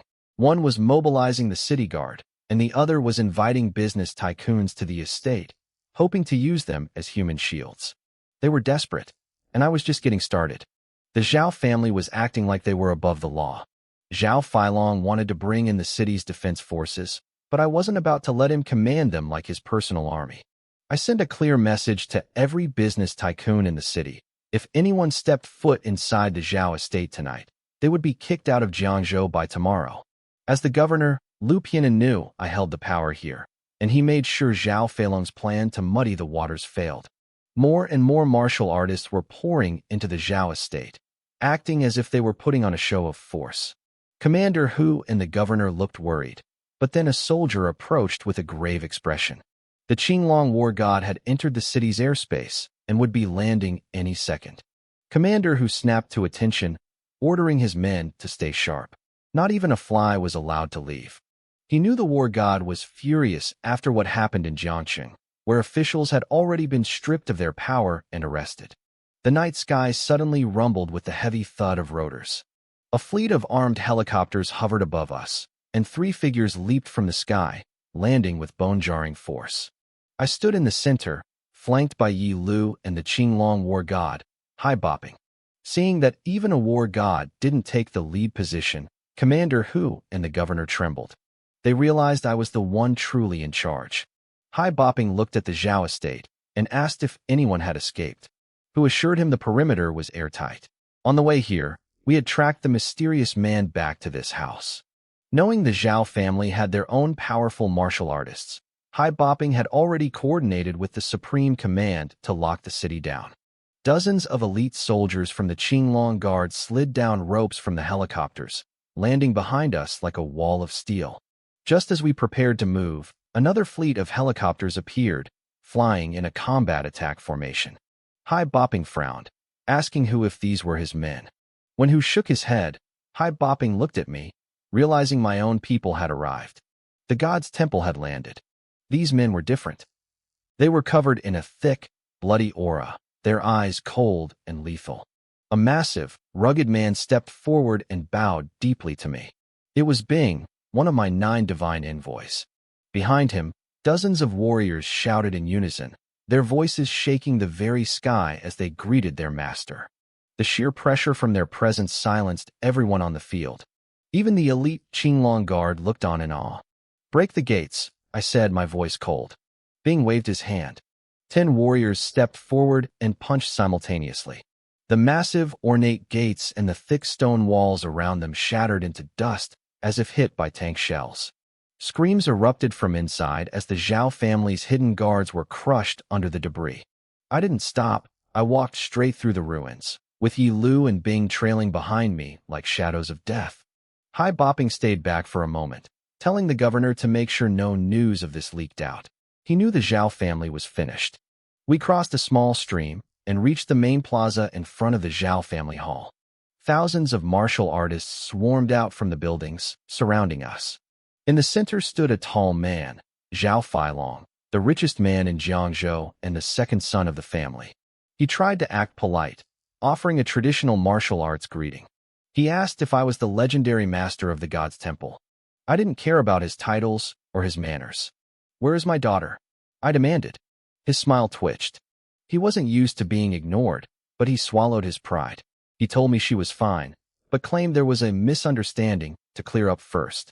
He clapped his hands, and 2 men brought out a stretcher carrying the dead body of Butler Lu. Zhao Feilong pointed at the corpse. He claimed the kidnapping had nothing to do with the Zhao family. He said the butler had gone rogue, working with criminals from Jiangqing, and that they had already cleaned house by killing him. Then came the ultimatum. He told me that if I took my men and left, promising never to bother them again, he would hand over my daughter. The look in my eyes shifted. I stared at Zhao Feilong like he was already a corpse. A bone-chilling killing intent radiated from me, heavy and suffocating, wrapping around everyone in the plaza like a shroud. High-bopping had just arrived, and when he heard Zhao Feilong's words, his face turned pale. He realized I was on the verge of a total meltdown. These idiots were actually trying to blackmail me using my daughter as a bargaining chip. "What are you waiting for?" High-bopping roared, his voice trembling with urgency. "Hand over the girl right now. If you don't, the Zhao family is finished." Zhao Feilong gave a polite nod to High-bopping, but his expression remained stubborn. The Azure Dragon War God has arrived. You can call me despicable, and I'll accept it. But I'm a cautious man.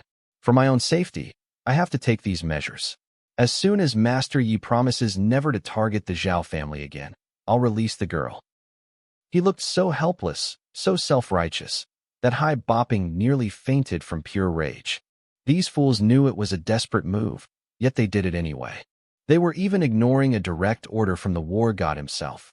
Hai Bopping's chest heaved as he prepared to scream at them again, but a voice cut through the air like a frozen blade. Kill him. It was me. The command was cold, final, and filled with a rage that couldn't be contained anymore. Before anyone could blink, Bing vanished. He moved like a ghost, a blur of motion that made the heart stop. He reappeared directly in front of Zhao Feilong. With a flick of his wrist, a pitch-black short blade slid into his hand. Zhao Feilong's eyes bulged. He didn't even have time to scream before he felt a dull pressure in his chest. He looked down. The blade was buried deep in his heart. Bing twisted the handle, and a spray of crimson painted the ground. Zhao Feilong tried to gasp, but Bing's hand clamped around his throat like a vice. He dragged the dying man over to me and threw him down. Thud! The richest man in Jiangzhou was tossed at my feet like a dead dog. Silence fell over the plaza. The Zhao family's martial artists stood frozen, their skin crawling with terror at Bing's speed. Hai Bopping let out a long sigh. Then, he suddenly shouted, "You away, you've gone too far."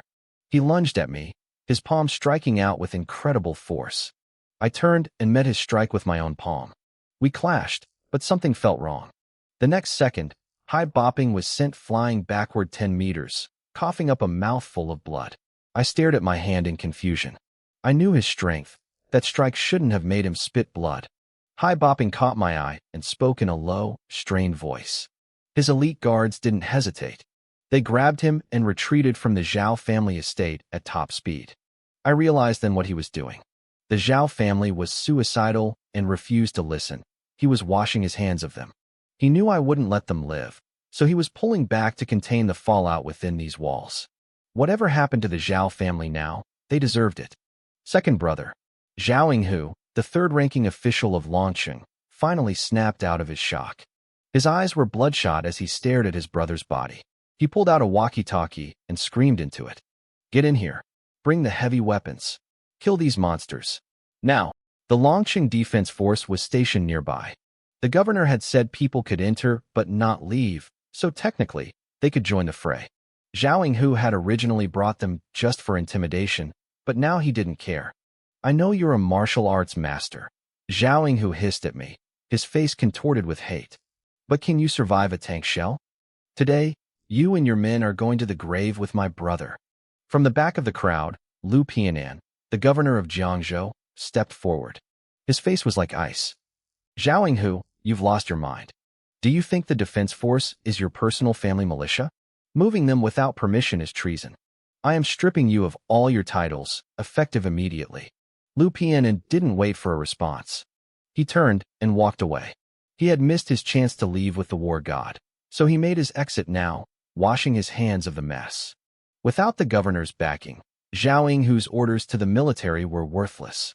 Feilong, an older man, rushed out from the main hall. It was Zhao Wuji, the head of the family. He had been watching everything. His plan had been simple. Let Feilong handle the negotiations, use the war god's presence to stall for time, and wait for his eldest son to arrive before returning Nian Nian. He thought as long as he had the girl, I wouldn't dare move. He was wrong. He never expected me to be this decisive or this bloodthirsty. He never expected me to kill his son right in front of the war god. Zhao Wuji glared at me, his teeth bared. "You away. Your daughter is still in my hands. Do you really not care if she lives or dies?" He hadn't wanted to use her life as a direct threat. That meant there was no turning back, but with his son dead, all bets were off. My heart skipped a beat. Of course I cared. But I knew if I showed even a hint of weakness, we were both dead. I knew how people like him worked. If you let them hold your leash, they'll never let go. "You can kill her," I said, my voice steady and terrifyingly cold. "But I promise you, I will bury every single member of the Zhao family, hundreds of lives, right alongside her." Zhao Wuji felt a chill run down his spine. He had seen a lot in his life, but never a killing intent this heavy. Usually, people with this much darkness didn't care about family. He was confused. If I didn't care about the girl, why did I bring an army? But if I did care, why was I so willing to let her die? He was sweating now, his mind a mess of panic. I didn't give him time to think. "Hand over the child," I commanded. Zhao Wuji gritted his teeth. I'll say it one more time. This had nothing to do with us. I will give you the girl, but you must leave this house and never target the Zhao family again. They say the master of the god's temple never breaks a promise. Is that true? I narrowed my eyes and nodded. Fine. I could see he was on the edge of a breakdown. I needed to get my daughter in my arms first. Then, I would deal with the Zhao family. I would keep my word. I wouldn't lift a finger against them. And neither would Bing or the men standing behind me. But that didn't mean they were safe. I had promised that the experts from the god's temple currently on the scene wouldn't attack. But more of my men were already on their way. The moment they arrived, the Zhao family would cease to exist. Seeing that I had agreed to his terms, Zhao Wuji let out a low growl. Bring the girl here. The two groups stood on opposite sides of the square, staring each other down. The atmosphere was suffocating, heavy with a tension that felt like it might snap at any second. A few minutes later, I heard footsteps. A Zhao family guard ran out carrying a small wooden crate. Under Zhao Wuji's command, the guard placed the crate in the dead center of the square. My heart stopped. Bing, Yilu, and the rest of my men felt their blood boil. Those bastards. They had stuffed my daughter, a princess of the god's temple, into a box that small. I began to tremble with a rage so intense it felt like my skin would tear. My eyes burned with a lethal light. In a flash, I moved. I didn't walk. I simply appeared in the center of the square next to that box. When I looked down, I saw her. A tiny, pitiful little thing. Her face was deathly pale, streaked with dried tears, and her eyes were filled with a bone-deep terror of the world. She was so young, at an age where she should have known nothing but joy. What had she endured to look at the world like that? To her, it seemed every person or object that entered her life was just another weapon meant to hurt her. My blood surged to my head. I felt dizzy, my heart hammering against my ribs like it was being struck by 1,000 sledgehammers. It hurt so much that 2 streaks of bloody tears escaped my eyes and rolled down my cheeks. My hands shook as I reached into the crate. I moved with agonizing slowness, terrified that even a gentle touch might hurt her fragile body. Nian Nian looked up at me, her eyes clouded with confusion. Then, she saw my face. She saw the grief, the blood-red tears, and the sheer agony I was feeling. Slowly, her fear began to fade. This man, he seemed different. I lifted her out of the box and held her against me. I spoke in the softest voice I could muster, though it still trembled with emotion. Don't be afraid. You're safe now. From this day on, no one will ever hurt you again. I knew I looked a mess, crying like a broken man, but it gave Nian Nian a sense of security she hadn't felt in a long time. She reached out a tiny, weak hand and wiped the bloody tears from my face. Uncle, don't cry, she whispered. Her voice was so thin. There's blood in your tears. Mommy said my daddy is a hero who bleeds and sweats, but never cries. You should be like my daddy. When she said the word daddy, her eyes sparked with a faint light. My heart shattered. I couldn't hold it back anymore. I broke down completely. Nian Nian, do you miss your daddy? I choked out. She bit her lip, her expression turning somber. I do, she said quietly. But I can't miss him too much. Mommy says my daddy is amazing. He's the greatest hero in the whole world. But he's very busy protecting everyone, so I can't bother him. When I grow up, I'm going to take a train to find him. Her words hit me like a thunderbolt. I was a sobbing wreck now, my chest heaving with grief. Nian Nian, you don't have to wait until you're grown up. Daddy is back. I'm so sorry. Daddy came too late. I'm so sorry. Zhao Wuji watched us from across the square, his face turning an ugly shade of gray. He realized he had made a catastrophic mistake. I didn't just care about this girl. I valued her more than my own life. All that coldness I had shown earlier was a lie. He gripped his fists in regret. If he had known she was this important, he could have used her as the ultimate bargaining chip. But now that she was in my arms, getting her back was a pipe dream. My men were just as stunned. The master of the god's temple was crying. The world knew me as a cold-blooded, ruthless killer. Even the newer recruits thought I was a monster without a heart. But seeing me like this, they realized how wrong they were. Nian Nian stared at my tear-streaked face. Her eyes grew wider and wider, the light in them burning brighter. Her lip trembled, but she fought to hold back her own tears. Are you really my daddy? I nodded gently. It's me, Nian Nian. Daddy is home.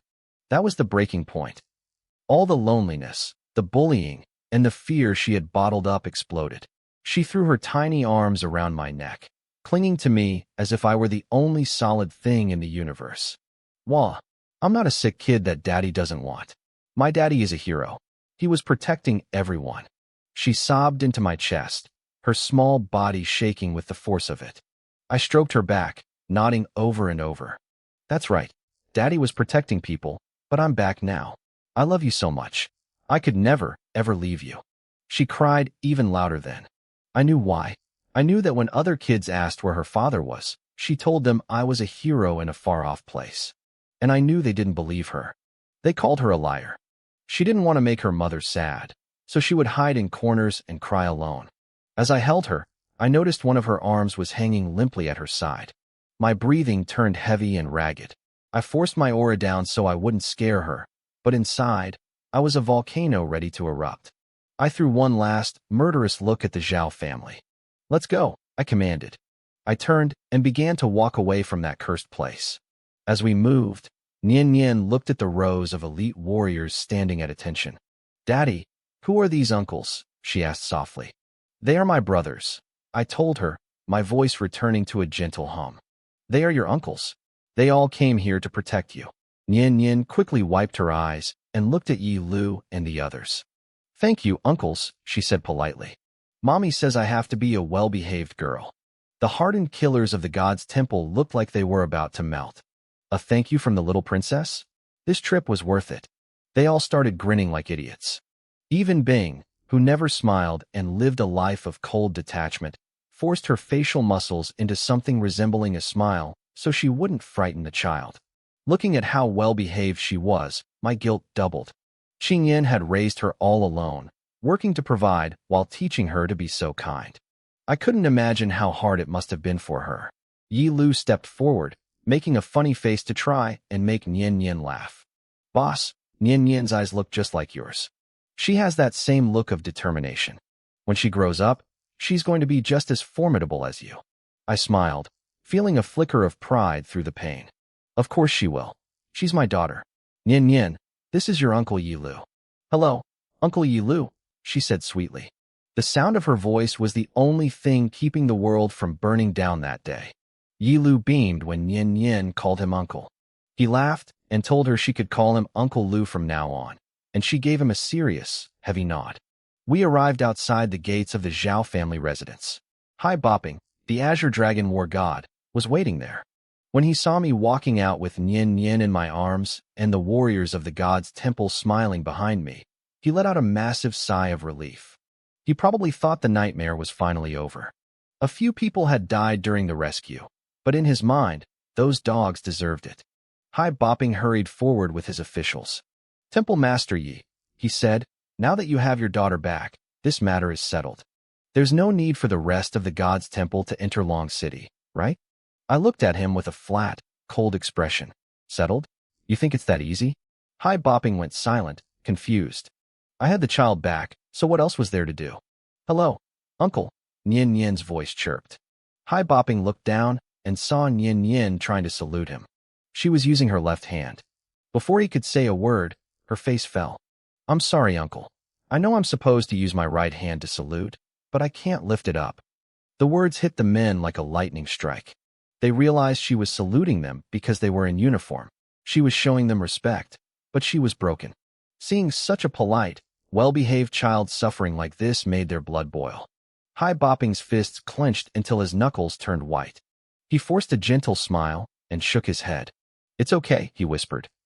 Uncle knows what's in your heart. I promise I will find the best doctor in the world to fix your arm. He turned his head slightly and barked an order.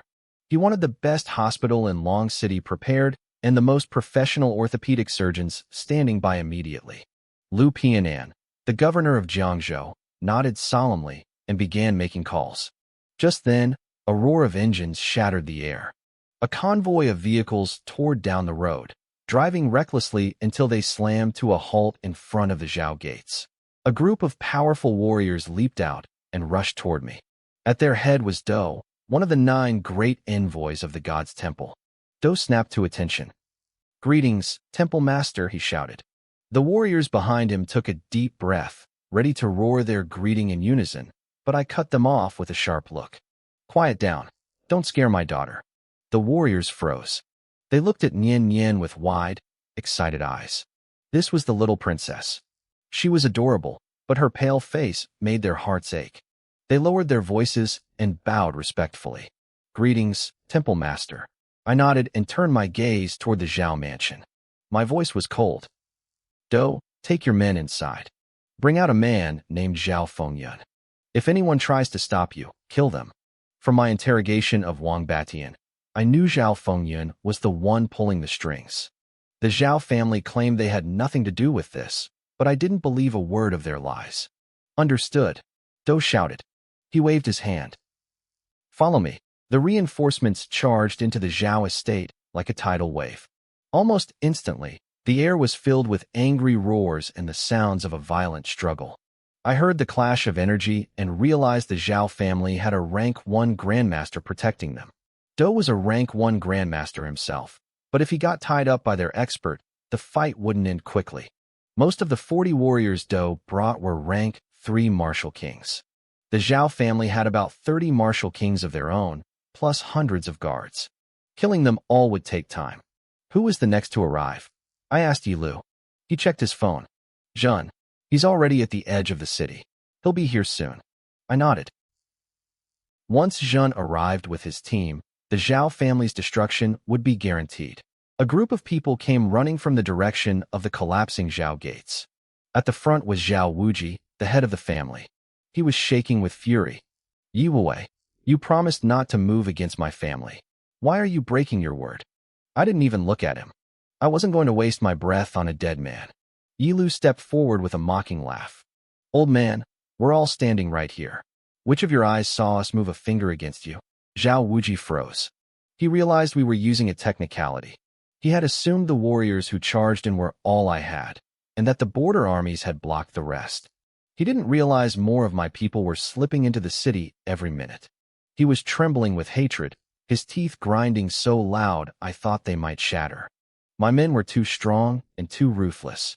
Even with a massive advantage in numbers, his people could only hope to stall for time. Bing stood nearby, her eyes twitching with irritation. "That old piece of—" I cleared my throat loudly. "Daddy, are you sick?" Nian Nian asked. "No," I said softly. My throat just felt a little itchy. Bing gave me a sheepish smile. She was used to swearing like a sailor and had forgotten the little princess was standing right there. She'd have to watch her mouth from now on. Lu Pianin stepped up beside me. "Mr. Yi, the hospital is ready. The best surgeons are waiting." I looked into Nian Nian's eyes. "Nian Nian, go with Uncle Yi Lu to the hospital to see the doctor. Daddy has some things to finish here. I'll come find you as soon as I'm done, okay?" The fighting inside was getting too loud. I didn't want her to see the carnage that was about to happen. Once Jin arrived, there would be a bloodbath. Nian Nian looked at me, her eyes filled with reluctance. She nodded slowly. "Daddy, you have to come. I'll be waiting for you. If you don't, I'll cry." I rubbed her head gently. "Don't worry. I'm back now, and I'm never leaving again. I'll stay with you forever." Her eyes lit up like stars. "Really? Of course it's true," I promised. Yi Lu chimed in. "I'll be the witness, Nian Nian. Your daddy never tells lies." A sweet smile finally spread across her face. "Daddy, how long will it take?" "By the time the doctor is finished with you, I'll be there," I said seriously. Nian Nian didn't hesitate. She leaned toward Yi Lu, urging him to take her. She wanted to get to the hospital immediately so she could see me sooner. Yi Lu took her into his arms with extreme care. I looked at Bing. "Take your team and protect her." Bing nodded firmly. Even Hai Bopping didn't want to take any chances. He signaled a squad of his elite guards to follow them. I watched them go, my heart finally settling, before I turned back toward the Zhao mansion. The real work was about to begin. I watched the elite guards take Nian Nian away. Hai Bopping wasn't taking any chances.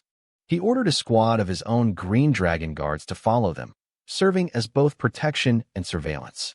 They disappeared into the night. 10 minutes later, the ground began to vibrate. A low roar echoed through the streets. A massive fleet of motorcycles tore toward the Zhao mansion.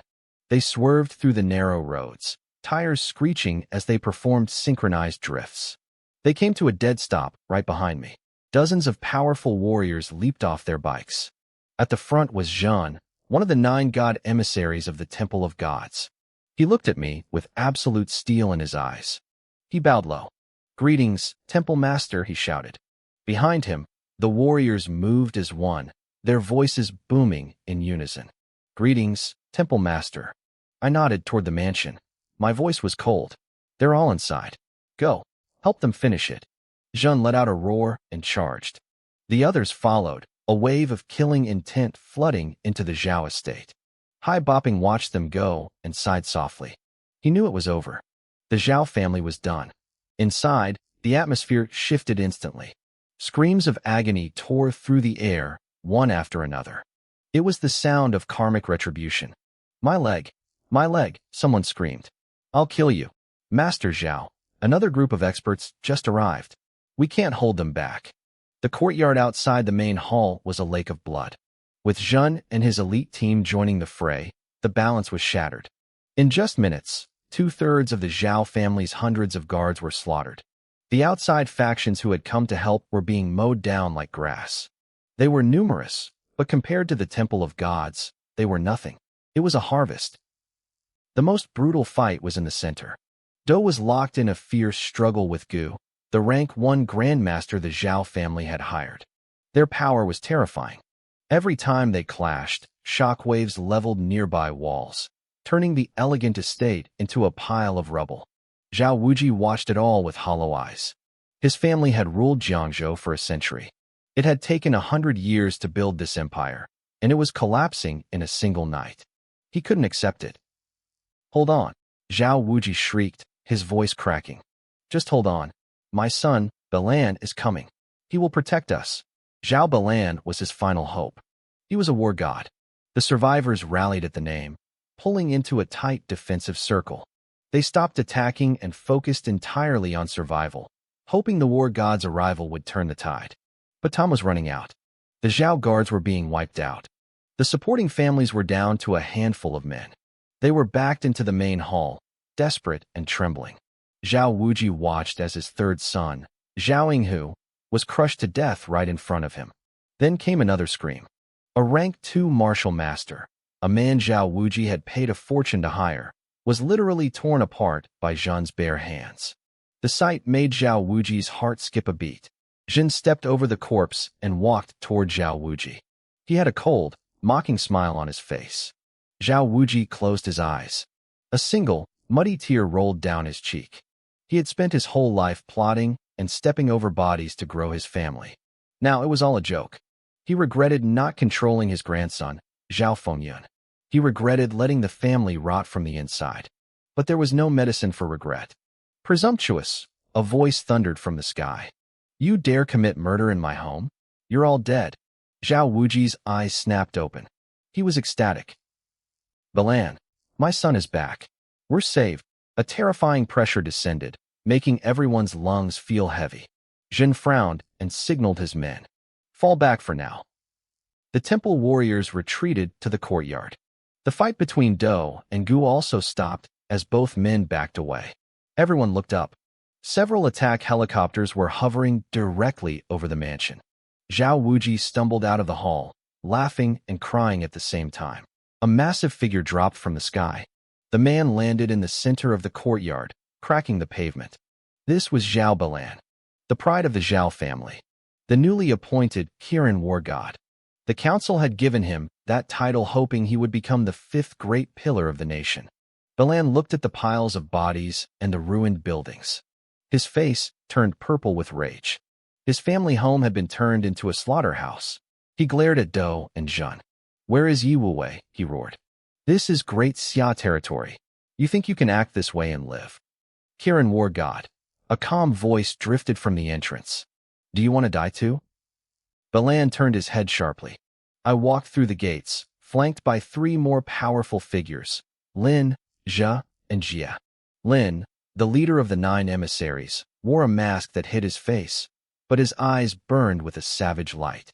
I had kept them outside until now, but seeing Balan arrive, I knew the stakes had changed. I stood in the courtyard and locked eyes with the war god. Balan laughed, though it sounded more like a snarl. The temple of gods has become this arrogant? You think you're walking out of this country alive? I looked at him with total indifference.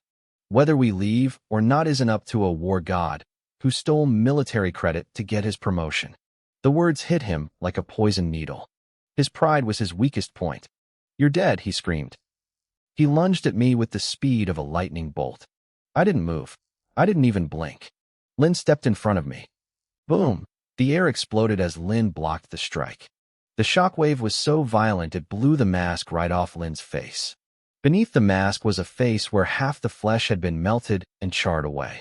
It was the face of a man who had crawled back from hell. The moment the mask fell, Balan's face went pale. He looked like he'd seen a ghost. Qin Fengqing, he gasped, his voice trembling.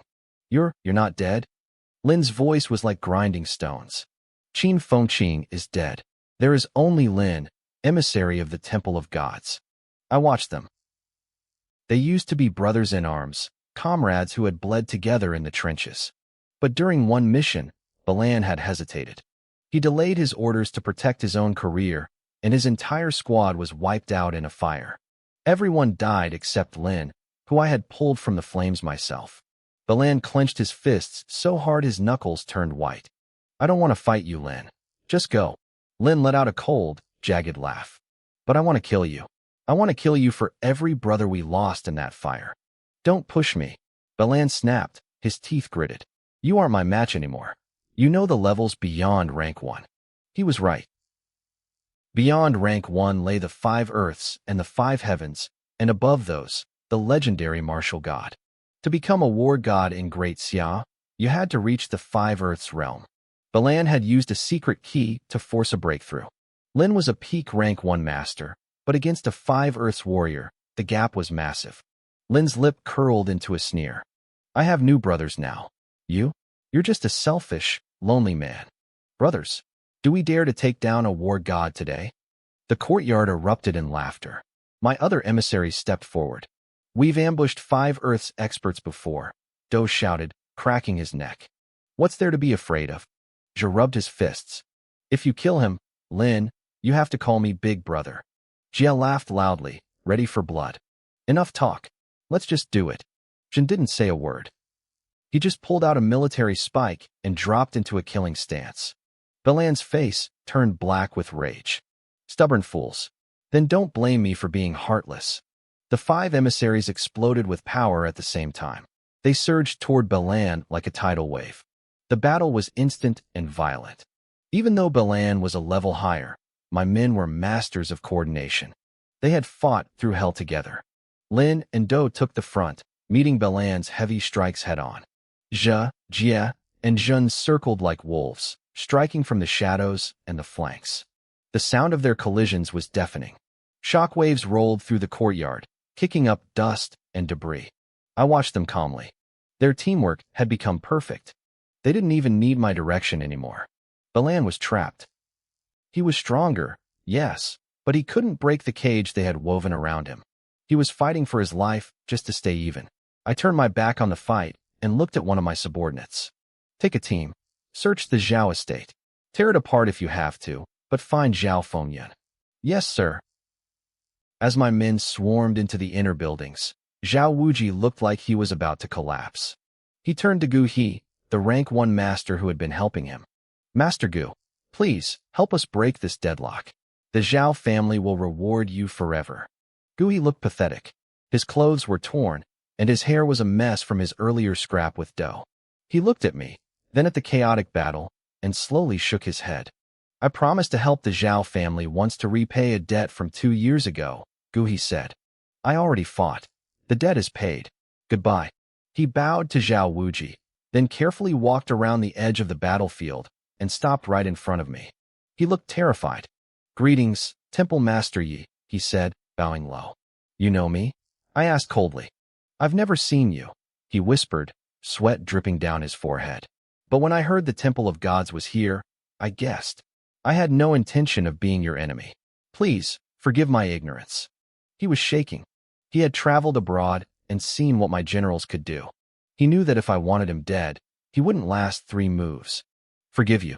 I leaned in, my voice dropping. You were just fighting my men. Now you want mercy? Gui's heart must have been hammering against his ribs. He scrambled for something to save his life. Temple Master, I know something about your daughter's condition. Something that might help. My eyes narrowed. Nian Nian was my life. Anyone who used her as a bargaining chip was walking on a razor's edge. Speak, I said, my voice like ice. You have one chance to explain. If you lie, you die. Gui gulped and nodded quickly. In the back room, the Zhao family let me look at her earlier. She's weak, yes. Part of it is the fear and the bruises. But that's not the real problem. She hasn't been sick this past year. She's been poisoned. Poisoned. The word hit me like a physical blow. My heart skipped a beat. My intel said Nian Nian had a strange illness, alternating between freezing cold and burning fever. Li Qingyan had spent every cent she had trying to cure it, but nothing worked. I thought it was just a rare disease. I thought my wealth and doctors could fix it easily. I never considered it was foul play. Are you sure? I growled, my fists clenching so hard my bones popped. I'm certain, Gui said, nodding frantically. I saw this once in the West. An entire village had these symptoms. I tried to help, but I received death threats from a mysterious organization. I watched them from the shadows. They were poisoning the water. The villagers weren't people to them. They were test subjects. The organization was massive, too big for me to fight alone, so I left. When I went back months later, the village was gone. Every house, every person. It was like they never existed. He looked me in the eye, his face dead serious. Your daughter isn't sick, Temple Master. She's an experiment. I listened as Gui spoke, and my blood turned to ice. If Nian Nian had been poisoned, I didn't just need a doctor. I needed a formula. I needed to know exactly what was in her system to save her. But something didn't add up. Gui said this mysterious organization in the West experimented on entire villages. Why would they travel thousands of miles to Daxiao just to target one little girl? There had to be a deeper secret. Suddenly, the sound of whistling wind cut through the air. A group of my Temple of God warriors landed nearby, dragging a terrified man with them. It was Zhao Fengyun, the eldest son of the Zhao family. I knew his face from the intel. He was a notorious playboy who had spent years studying abroad, only returning to Jiangzhou 6 months ago. He lived a life of luxury, throwing money away on parties and women.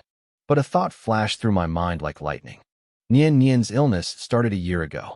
Zhao Fengyun was still abroad then. Did he have a connection to that mysterious organization? Did he send someone to poison my daughter just to get back at Li Qingyan? The killing intent radiating from my body became heavy enough to choke the air. Zhao Fengyun, I said, my voice low and dangerous. The man on the ground trembled violently. He looked up, met my eyes, and immediately pissed himself. The yellow puddle spread beneath him as he tried to look away. I didn't give him the chance. I stepped forward and slammed my boot onto his thigh, slowly increasing the pressure. A horrific crack echoed through the courtyard. Zhao Fengyun let out a blood-curdling scream, his face drenched in cold sweat. I usually kill my enemies with a single blow. I don't like to waste time. But for this animal, I wanted him to suffer. I wanted him to beg for a death I wouldn't give him. Spare me. I was wrong. Please, he wailed, tears streaming down his face. He was a pampered prince who had never known a day of pain in his life. My simple pressure was already breaking him. The poison in my daughter, I growled. You did it, didn't you? I don't know what you're talking about, he shrieked. I didn't argue. I just moved my foot to his other leg and crushed it. The bone didn't just break, it turned to powder. Zhao Fengyun's face distorted in agony, but he still wouldn't admit to the poisoning. Fengyun, a voice cried out. Old man Zhao Wuji couldn't take it anymore. He came rushing forward, tears streaming down his wrinkled face. My warriors moved to intercept him, ready to strike him down, but the old man did something no one expected. He dropped to his knees. He knelt before me. Temple Master, ye please, he sobbed. Let him go. Take my life instead. I'll die for him. Zhao Wuji had spent his whole life being proud. Even the governor of Jiangzhou had to show him respect. Seeing his father, the pillar of the Zhao family, kneeling like a dog broke Zhao Fengyun's spirit. Dad, don't kneel. Get up. Zhao Fengyun screamed, his eyes bloodshot. I felt a cold smile touch my lips. Everyone has a weakness. I had just found his. Take them both away, I ordered my men. I don't care if they live or die, just make that dog talk. My men from the Temple of God were experts at extraction. They dealt with the most hardened criminals in the world. Zhao Fengyun wouldn't last 3 rounds. You're all going to die. Zhao Bilan roared from across the battlefield. He saw his father and brother being dragged away and tried to break through my 5 envoys. But he was fading. The drugs he took to boost his power were wearing off. It was only a matter of time before he collapsed. I ignored him. He wasn't worth my attention. Temple Master Yi, can I go now? Gui asked, his voice trembling as he stood by my side. My expression softened slightly. Go. For now, I believe you. But if I find out you lied, there is nowhere on this earth you can hide from me. Gui shook his head frantically. I won't leave Long City. I know some medicine. Maybe I can help your daughter? I thought about it. He had seen this poison before. She's at the hospital. If you can cure her, I will owe you a personal favor. The Temple of God will act for you. Once, for any reason you choose. Gui's heart nearly skipped a beat. A favor from the Temple of God was worth more than gold. He bowed deeply and was immediately escorted to the hospital by one of my men. A moment later, Hai Bopping, the god of war, approached me. He was holding a satellite phone, his expression grim. Temple Master Yi, he said. The Council of Elders wants to speak with you directly. The scale of this mobilization, it's caused a massive stir at the top. I took the phone and hit the speaker. Speak. Yi Wuwei. A powerful, steady voice came through the line. This is Shang Zhaoga, the 4th Arbiter. I am speaking for the Council. My eyes narrowed. I knew that name.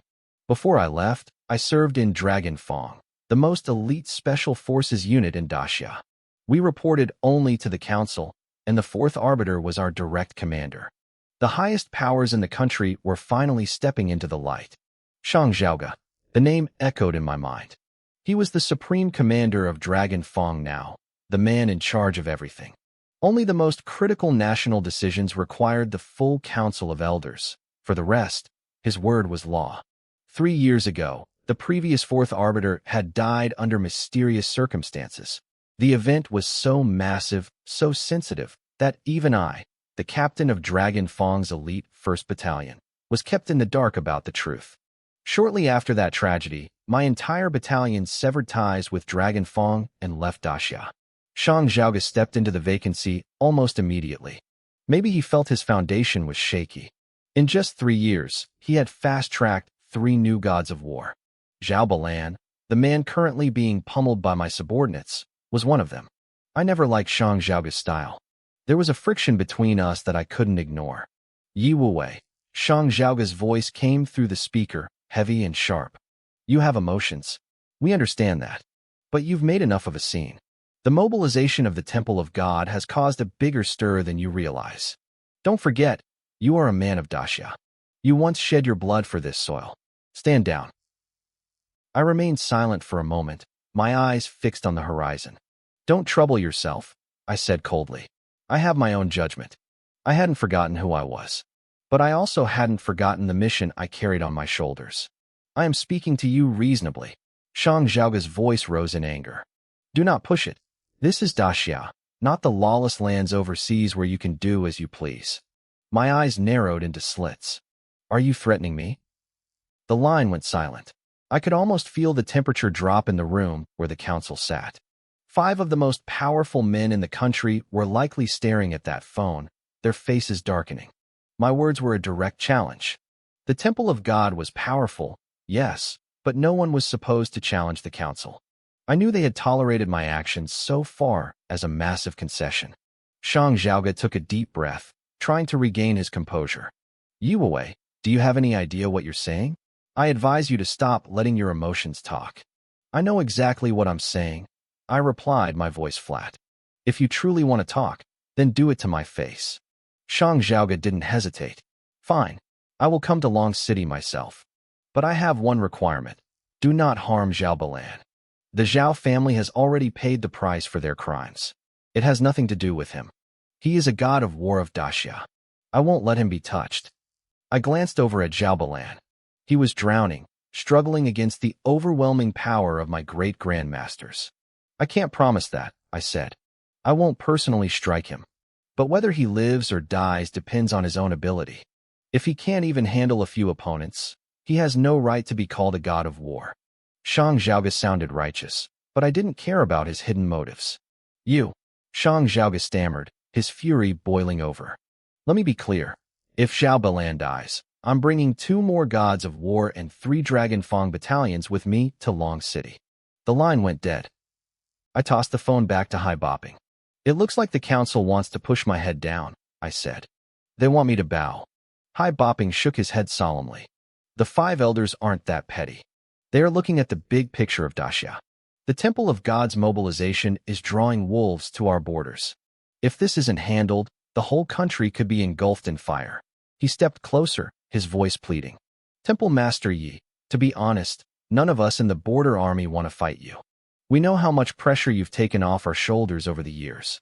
Please, let Zhao Balan go. Talk to the council. I know you've saved your daughter, yet you haven't stopped the mobilization. You want this face-to-face meeting, don't you? I looked at him, slightly surprised. He was the first god of war of Daxia for a reason. His analysis was spot on. I hadn't stopped the temple because I needed the leverage. I wasn't just Asura, the battalion commander anymore. I was the master of the Temple of God. I would speak to the council as an equal, or not at all. What do you actually want to discuss with them? Hai Bopping asked, confused. I looked at the fortress-like casino behind us. No matter how strong a fortress is, it can be breached. Most fall from the inside. Do you really think Daxia is as peaceful as it looks? Hai Bopping's face turned pale. He realized the weight of my words. What did you find? Exactly what you're thinking, I said, my voice dropping to a low growl. Someone committed treason. I'm still hunting them. You suspect the council? He whispered, his skin crawling. Until I find out who it is, everyone is a suspect. I will drag that piece of filth out with my own hands. I owe it to my 6 brothers. My eyes began to redden. I had spent years gathering intel. The death of the previous 4th arbiter wasn't an accident. It was linked to a traitor high within the Daxia ranks. My brothers had died for this information. Not just the 6 from Dragon Fang, but many others who had joined the temple later. Some weren't even from Daxia, yet they died for my cause. I came back to finish this. I wanted to give my brothers their honor back, so their families would finally know why they never came home. A scream of agony cut through the air. Zhao Balan was sent flying by a massive strike from Lin Yi, crashing into the ground and leaving a crater in the pavement. Temple Master Yi, Hai Bopping shouted. Lin Yi, I said, my voice cold and indifferent. Follow your heart. I'll take responsibility for the consequences. Hai Bopping grit his teeth and blurred into motion, rushing toward the crater. He couldn't stand by and watch a fellow god of war die. But as he reached the edge, I was already there, blocking his path. Zhao Balan lay in the pit, coughing up mouthfuls of bright red blood. He looked pathetic. He stared at Lin Yi with vacant, trembling eyes. Green Dragon God of War, stay out of it. Let him kill me. For me, this is a release. What are you talking about? Hai Bopping barked. Zhao Balan ignored him, looking at Lin Yi as tears mixed with the blood on his face. I'm sorry, he whispered. To all of you. Lin Yi's eyes were full of hatred. It's too late for sorry. I'm sorry. The words were barely a whisper, but they carried the weight of a dying man's soul. Lin Yi didn't hesitate. With a brutal flash of his blade, he drove the weapon straight through Zhao Balan's chest, pinning him to the bottom of the crater. Zhao Balan didn't scream. Instead, a look of pure relief washed over his face. He coughed, blood bubbling from his lips, and managed 2 final words, Da, Xiao. Then he went still. Hai Bopping and I both frowned at the same time. Sorry, Da Xiao? What did that mean? The Kirin god of war was dead. Lin Yi had severed his life force completely. There was no coming back from a strike like that. But those final words hung in the air like a heavy fog. Why would he say that? What kind of secret was he taking to his grave? Hai Bopping looked at me, his expression a mix of anger and dread. Temple Master Yi, he said, his voice low. Zhao Balan is dead. The 4th arbiter led this team to Long City himself. You'd better be ready for his fury. I looked away from the body, my face a mask of indifference. I'll be waiting. Hai Bopping grit his teeth, fuming at my lack of reaction. He knew there was nothing more he could do here. Without another word, he turned and vanished into the distance. Lin Yi walked up to me, his grip still tight on his blade. "Boss," he muttered, "did I just bring you a mountain of trouble by killing him?" I shook my head and patted his shoulder. "Don't overthink it. It's done." Lin Yi didn't look happy. There was no joy of revenge on his face, only a deep, lingering sadness. The other temple envoys sighed softly. They knew the truth. No matter what had happened, Zhao Balan was once a brother who had bled beside Lin Yi. "You don't just switch off those feelings." "Boss," Lin Yi said suddenly. "Zhao Balan used to be a man of honor. I don't know why he changed so suddenly. Do you think someone was holding something over him?" "I'll have it looked into," I promised. Those last words were strange. There's a secret here, and I'll find it. But for now, let's go. I want to take you all to see my daughter. She's amazing. You're going to love her." The heavy atmosphere broke instantly. The envoys started laughing and pushing each other. "Finally, I've been dying to meet our little princess." "Boss, you kept her hidden for way too long. Let's go." As we walked out, Lin Yi stayed at the back. He quickly picked up his fallen mask and snapped it back into place. His face was a map of scars and trauma. He didn't want to terrify the niece he hadn't even met yet. I gave the order for the rest of the temple's elite to regroup in the outskirts of Long City. It was quieter there, away from prying eyes, a perfect place to finish interrogating Zhao Fengyan. Besides, a hospital is no place for an army. Meanwhile, back in the capital, news of the killing reached the Heavenly Palace. Crash! Shang Chaoga, the fourth arbiter, smashed his desk into splinters with a single palm strike. "Arrogant! Lawless!" he roared. "I'm calling in the Vermilion Bird and White Tiger gods of war. I don't care how strong Yi Wu-wei is. He can't take on all the veteran gods of war at once." He was shaking with rage. The Council of Elders had already made concessions, and I had spat in their faces. He couldn't stomach the insult. But the third arbiter shook his head. "We can't. The borders are under too much pressure. If we pull the bird and the tiger from the west and south, those regions will fall into chaos." Shang Chaoga's brow furrowed. Hai Bopping already reported that he's no match for Yi. If we only have one god of war in Long City, we can't suppress him. He killed Zhao Balan after I personally gave the order to stop. I can't let this go. The second arbiter chimed in, his voice grave. "The Temple of the Gods has already infiltrated Xia. Our local forces are trying to block them, but the temple members are being restrained. They haven't started killing yet. But if we start a war with Yi Wu-wei in Long City, those elites scattered across the country will become powder kegs. One spark, and the whole nation blows up from the inside." He was right. My men weren't just martial artists. They were seasoned killers who knew how to use every weapon imaginable. In their hands, even a tooth could be a lethal tool. If a war started, Xia would be fighting on two fronts, the borders and their own streets. Shang Chaoga looked like he wanted to breathe fire. "So we just let him run wild? Does the order of Xia just bow to him?" That's when the first arbiter, who had been sitting with his eyes closed the whole time, finally spoke. "Chaoga, don't be so angry," he said calmly. "Yi Wu-wei is doing this to force your hand. He wants a face-to-face meeting. He was forced out of Dragon Fong and exiled years ago. He has a right to be bitter. And from what I know, he hasn't forgotten his original mission. He's still investigating the truth." Shang Chaoga stiffened. "He thinks I was the killer?" The first arbiter nodded. "When the previous fourth arbiter died, you were the one who gained the most." His suspicion is logical. He stood up slowly, a terrifying, predatory aura radiating from him like a sleeping dragon finally waking up. He looked around the room, his eyes piercing. "I don't care who among you was involved in what happened back then. But I have one bottom line. Do not shake the foundation of Xia." He turned back to Shang Chaoga. "Since you've already made your move, you can't back down now. Go to Long City. Take 3 Dragon Fong battalions and 2 other gods of war with you. You have the authority to mobilize the palace guards, the shadow guards, and the local martial clans. Talk to him. See what he wants. If it's not too much, give it to him. If the temple leaves Xia, a few concessions are worth it." He paused, his voice turning ice cold. "But if the talk fails, then we go to war. And if we fight, we must win, no matter the cost. At that point, every ounce of power in Xia will be at your disposal to wipe the temple of the gods off the face of the earth." Shang Chaoga stood tall, his eyes gleaming. "Understood." At the Long City First Hospital, the wind was howling. Two small figures stood outside the entrance, shivering in the cold. It was Li Qingyan and Nian Nian. As soon as Qingyan had woken up and heard from Yijio that I was coming, she couldn't stay in bed.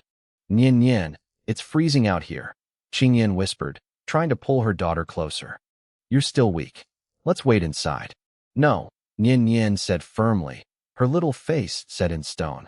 I want to wait here. I want to see Daddy the second he arrives. Her arm was in a cast. A minor fracture, the doctors said, but she didn't seem to care about the pain.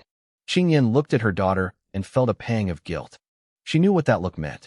Nian Nian had spent 5 years watching other children with their fathers, her eyes full of a longing she never voiced.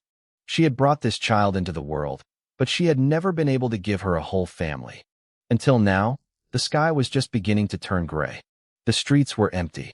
No cars, no pedestrians, and definitely no sign of me. Li Qingyan knelt down and pulled Nian Nian into a gentle hug. Her voice was soft, trying to hide the exhaustion. Nian Nian, go inside with Anigio. I'll wait out here. When Daddy arrives, I'll come get you, okay?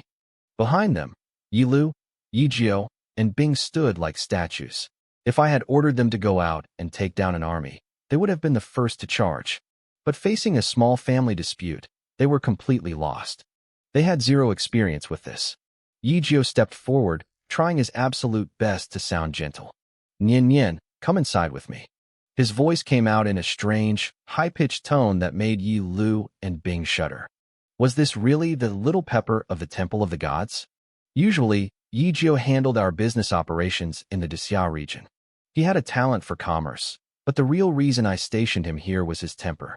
In the heat of a battle, he tended to lose his mind and charge into danger alone.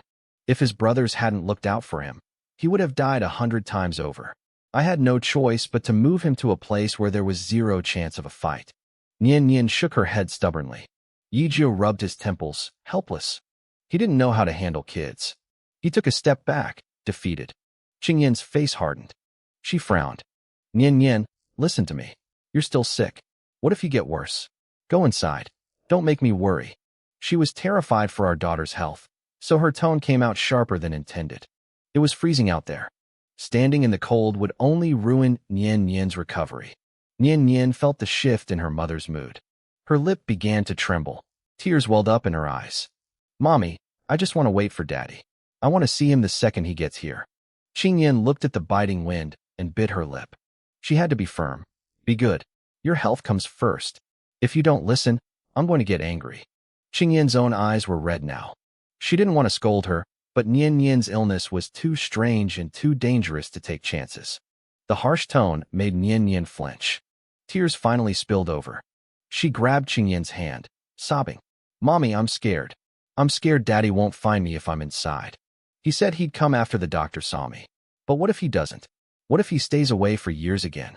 They had been standing there for a long time. My delay was shaking her faith. She was terrified I would disappear back into the shadows for another 5 years. Seeing her daughter so heartbroken, Qingyan's heart broke too. She pulled Nian Nian into a tight embrace, her own tears falling. Baby, don't be afraid.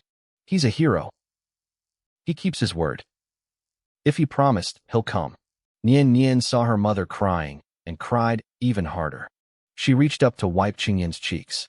I'm sorry. Please don't cry. I'll go inside. I'll wait inside. She wanted to wait for me, but she couldn't stand seeing her mother in pain. She stepped out of the hug and began walking toward the hospital doors. She kept looking back at the empty road, her eyes filled with longing and sadness. Her tiny silhouette looked so lonely. My heart would have shattered if I had seen it then. Even the toughest men would have been moved.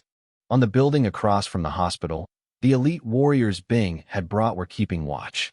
These were men who had killed without blinking in the harshest war zones, yet their eyes were red. A few of them who had grown up in orphanages were openly weeping. On the hospital roof, the Azure Dragon guards were no better. They couldn't believe such a sweet, sensible girl had been bullied so badly. In their minds, the Zhao family deserved to be wiped out 10 times over. Under the gaze of 100 hidden eyes, Nian Nian reached the entrance. Before stepping inside, she looked back at the intersection one last time. It was still empty. The light in her eyes flickered out, replaced by a deep, crushing disappointment. Qingyan covered her mouth, sobbing uncontrollably. Then it happened. The roar of an engine shattered the silence. Two SUVs tore around the corner, flying toward the hospital at top speed. Nian Nian stopped in her tracks. Hope flared back to life. "Daddy," she screamed. Qingyan wiped her eyes, her voice bitter. "It can't be that perfect, Nian Nian." "It is," Nian Nian insisted. "I can feel it. It's him." The tires screeched as I slammed on the brakes. I jumped out of the car, my heart pounding as I saw them. Nian Nian ran toward me as fast as her little legs could carry her. I scooped her up, holding her tight, kissing her cheeks over and over. Qingyan stood there, frozen. She couldn't believe it. "Boss, she's so cute," Yijio yelled, crowding around us. "My heart is melting. Let me hold her." "Did you even wash your hands?" I snapped, glaring at them. "Get back." The most powerful commanders of the Temple of the Gods were literally itching to hold my daughter. If the world powers who feared these men could see them now, they wouldn't believe their eyes. These were the gods of death, and they were acting like excited uncles. "Move aside," I growled. "I haven't held her enough yet." I ignored them and walked straight to Qingyan. She looked exhausted, her face pale and drained. My heart ached with guilt. "Qingyan," I said softly, "I'm sorry. You've suffered so much because of me." She looked at me, taking in my face. I had changed. I looked older, more mature. There were dozens of small scars on my skin, nothing that ruined my looks, but they told a story of iron and blood. She could see the exhaustion in my eyes. She knew that whatever I had been doing for 5 years, it hadn't been easy. "Mommy, it's cold," Nian Nian said, grabbing Qingyan's hand. Her voice was full of pure joy now. "Let's go inside together." Qingyan nodded, a small smile finally touching her lips. "Okay." I couldn't stop looking at Li Qingyan as we walked. We headed straight to the hospital, our small group moving through the quiet corridors until we reached the ward. Nian Nian was tucked into the hospital bed, looking small but safe. I sat on one side of her, and Qingyan sat on the other. The little one kept glancing back and forth between us, her eyes bright with a joy I'd never seen before. Her laughter didn't stop. I could tell she felt like the luckiest kid in the world, finally having her mom and dad together. But every time Nian Nian called me daddy, I saw Qingyan's eyes flicker. She was holding something back. Finally, she gathered her courage and looked me straight in the eye. "Yi Wuwei," she whispered. "Can we talk outside?" "Of course," I said. Qingyan tucked Nian Nian in, smoothing the blanket. "Be a good girl, okay? No mischief." Nian Nian nodded vigorously. Go. Just come back soon." As we stepped out of the room, my commanders, the legendary god apostles, straightened their backs. "Hello, sister-in-law," they shouted in unison. A blush crept over Qingyan's pale face. She looked flustered but managed a small nod. "Hello, everyone. Thank you for everything today." The men waved it off, insisting it was nothing. As soon as Qingyan and I were out of sight, I heard a scuffle. They had been waiting for us to leave so they could swarm the room and play with Nian Nian. They didn't want to ruin our family moment, but they were dying to spend time with her. We walked to a large balcony at the end of the hall. Qingyan leaned against the railing, staring out at the city lights. The night breeze caught her hair, revealing her profile. She had matured so much in 5 years. Even though she looked exhausted from caring for our daughter, she was more beautiful to me than ever. She glowed, even in the dark. My heart was thumping against my ribs. I was more nervous now than I had ever been on a battlefield. This was the woman I had fought to return to. This was the person I would bleed for until my last breath. "Yi Wuwei," she said, suddenly turning around. I froze. Her eyes were filled with a deep, raw emotion that made my blood rush. Her face turned red instantly. "What is it?" I asked, trying to keep my voice steady. She hesitated, opening her mouth and closing it again. Finally, she looked me in the eye. "Nian Nian. She thinks she was born because we both wanted her. She doesn't know she was just an accident after that one night of drinking." Her voice trembled. "I never blamed you. I don't want to force you to be responsible. I chose to have her. I can take care of her alone." My heart sank. Her words felt like a physical blow. "I only have one request," she continued. "Allow her to call you daddy. Just to keep up appearances so she's happy. I promise. I won't let her interfere with your new life." Is that okay? The silence stretched between us. My throat felt tight. Qingyan, why would you say that? She couldn't look at me. She turned back to the city skyline, wiping her eyes. Years ago, you said you were joining the army. I kept that in my heart. Whenever Nian asked, I told her you were a hero protecting the country. That's why you couldn't come home. But now, I think you left the military a long time ago. Am I right? Yes, I admitted softly. She shuddered, and the tears started falling faster. She had seen my men. Even though they were polite to her, she had sensed that terrifying aura they carried, an edge much sharper and more violent than any street thug. Tell me the truth, she sobbed. Are you in a gang now? Are you out there killing and burning things? I was stunned. A gang? She thought the Temple of the Gods was some low-level criminal syndicate? The idea was almost ridiculous, but I realized how it must look to her. Qingyan, I said gently, have you ever heard of the Temple of the Gods? She shook her head. No. Is that the name of your club? Listen, the city is under martial law for military exercises right now. You need to say goodbye to Nian and leave. Fast. There are soldiers everywhere. I don't want you to get caught. I felt a pang of irony. If she knew those soldiers were here for me, she'd be even more convinced I was a criminal. The Temple of the Gods isn't a gang, I said solemnly. It's a social organization I built with my brothers. We love peace. We never pick fights. If there's a conflict, we resolve it through peaceful reasoning. I won't call myself a hero, but I've done a lot for this country over the last few years. It wasn't a lie. We didn't pick fights, we ended them. And anyone who had a conflict with us usually ended up so terrified they apologized immediately. That counted as peaceful, right? Really? She asked, looking at me skeptically.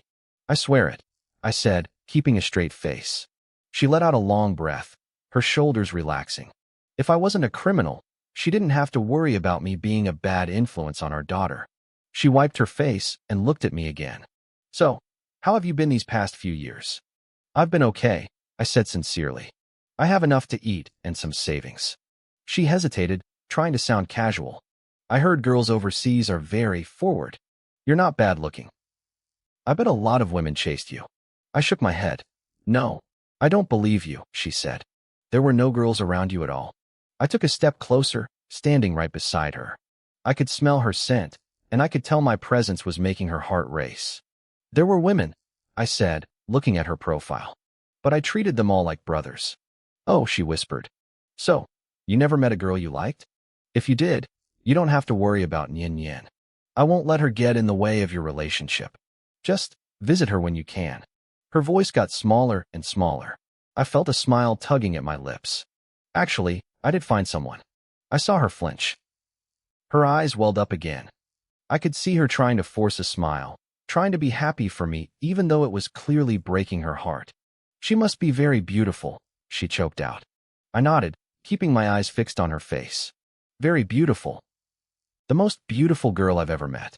She has a high bridge on her nose and very fair skin. And her eyes are big. I continued, watching her closely. Her eyelashes are long and thick. Every time she smiles, it pulls at my heartstrings.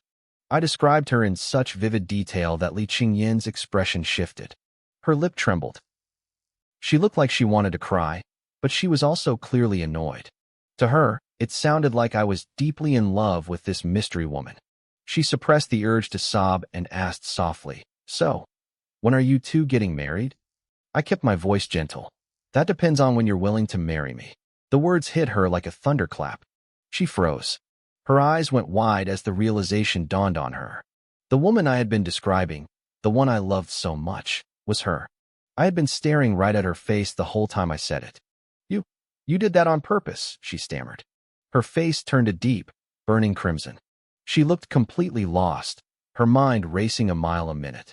I could see her heart pounding against her chest. She didn't know how to respond to my confession. I stepped forward, looking at her with every ounce of affection I had. Qingyan, I've always loved you, more than you can imagine. All those years I was away, thinking of you was the only thing that kept me going. You were my strength. I took a deep breath, my voice thick with regret. I feel terrible for what you've been through. I'm sorry. I wasn't there when you and Nian needed me most. I'm her father, but I want to be your husband, too. Can you give me a chance to make it up to you? Back then, before I left, we had feelings for each other. But we were young and hesitant. She was just finishing college, and I was full of self-doubt. I didn't think I could give her a good life. I thought I'd just watch her from afar while she found happiness. But things were different now. I didn't want to watch from the sidelines anymore. I wanted to be the one making her happy. I had waited 6 years for this moment. I couldn't hold it back any longer. Qingyin just stared at me, stunned by the suddenness of it all. She didn't say a word. I felt a pang of disappointment. I let out a heavy sigh and turned away. I see. You're not willing. No, that's not it, she cried out, stomping her foot in panic. I spun back around with a wide grin and grabbed her hands. So you agree? She realized she'd been played. You're a bad, tricky man, she laughed, her voice shaking with relief. She nodded shyly. I could tell she was happy, not just because I was Nian father, but because I wanted her. I pulled her into a tight embrace. Her body felt warm against mine. She leaned her head against my chest, and we both looked out at the horizon where the sun was beginning to rise. After 5 years of struggling in the dark, her dawn had finally come. Are you going to leave again? She whispered. No, I promised. I'm staying with you both. Forever. Really? She squeezed me tighter. Good. Once we get Nian's illness treated, our life will be perfect. Don't worry about her illness, I said. I'll find a way to fix it. But it costs so much money. I told you, I have savings. More than enough. We looked into each other's eyes. The air between us grew heavy with emotion. I leaned down and pressed my lips to hers. She stiffened for a second, then closed her eyes and kissed me back. All the years of longing exploded in that one moment. When we finally pulled apart, she was breathless and red-faced. I can't even breathe, she teased, pushing me away playfully. My bad, I laughed. I got a bit carried away. She gave me a beautiful, lingering look before turning and running back toward the hospital ward. When I reached the hallway, Yi Lu and my other commanders were standing guard. Yi Jiao was inside, trying to talk to Nian in a ridiculous, high-pitched baby voice that didn't suit him at all. Yi Jiao, get out here, I called out, stifling a laugh. He scrambled out immediately. I gathered the group into a circle. Qingyin thinks we're just regular people, I told them, my voice serious. From now on, watch yourselves. Don't go around releasing your killing intent. Don't scare them. I'm staying here in the city to be with them. They were surprised, but they supported me. They knew how much I owed my family. Boss, Yi Jiao said, looking hopeful. Since you're staying, can you take over the business side of things? I want to go back to the front lines. That's where I belong. I gave him a look. I'm going to be a full-time dad. I don't have time for meetings. Plus, I'm planning the biggest wedding this country has ever seen. You know this city best, so you're in charge of the logistics. Yi Jiao slumped, disappointed. Yi Lu stepped up quickly. Boss, he might need help. Send me back to assist him. You know what they say, teamwork makes the dream work. I saw right through Yi Lu. He had his own reasons for wanting to stay near Yi Jiao, even if Yi Jiao was too oblivious to see it. Fine, I said. Find a villa for us.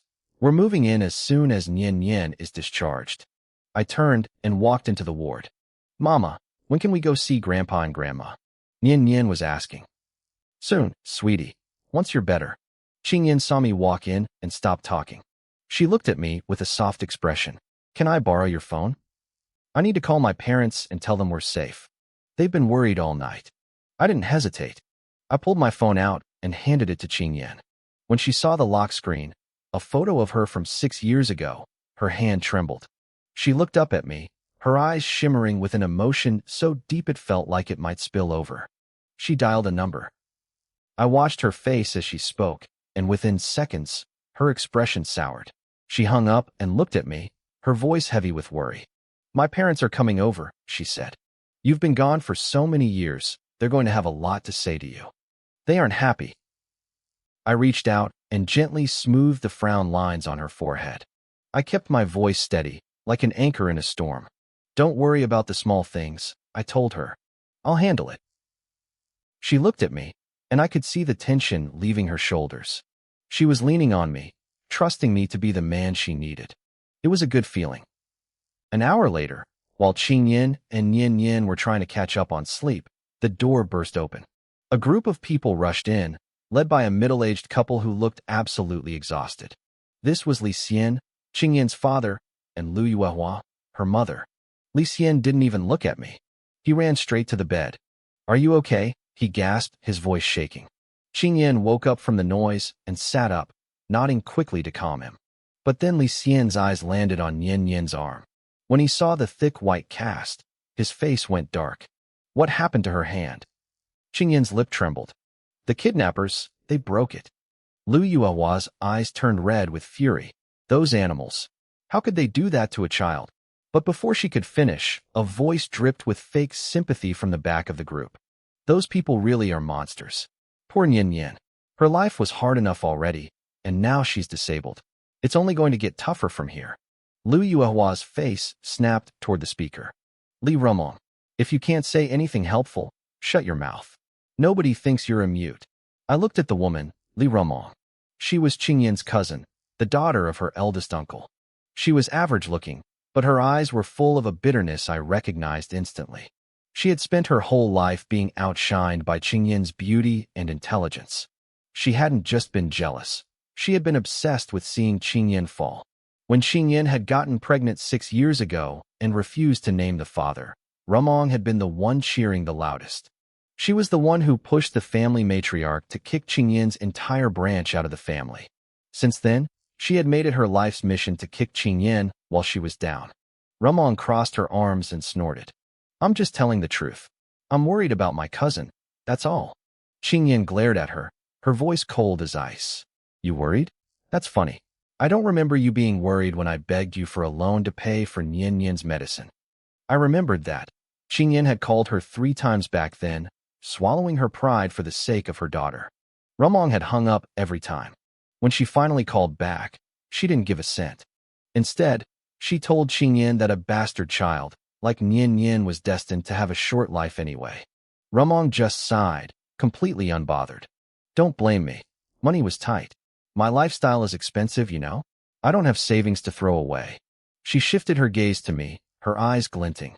Anyway, I heard the kidnappers wanted $1 million. How did you get her out?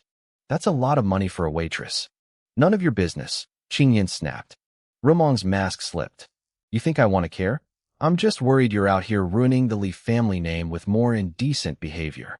We might be a third-tier family in Long City now, but we still have a reputation.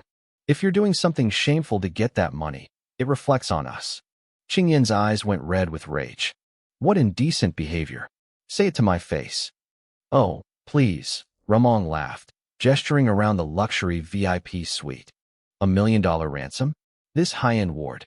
And who are all those scary men standing outside the door? Are they your guards? Or are they making sure you don't run away from whatever man is sponsoring you? I didn't think a woman with a kid could still fetch such a high price. The words were like knives. Qingyin was shaking, her teeth clenched so hard I thought they might break. I'll kill you, she screamed, lunging forward. Rumong stepped back, a smug, ugly grin on her face. Look at you, getting all worked up because I caught you. I'm just saying, don't try to play the victim when you're selling yourself. I've got a backup. Rumong sneered, her voice dripping with venom. 2 beefy bodyguards stepped forward, flanking her like stone walls.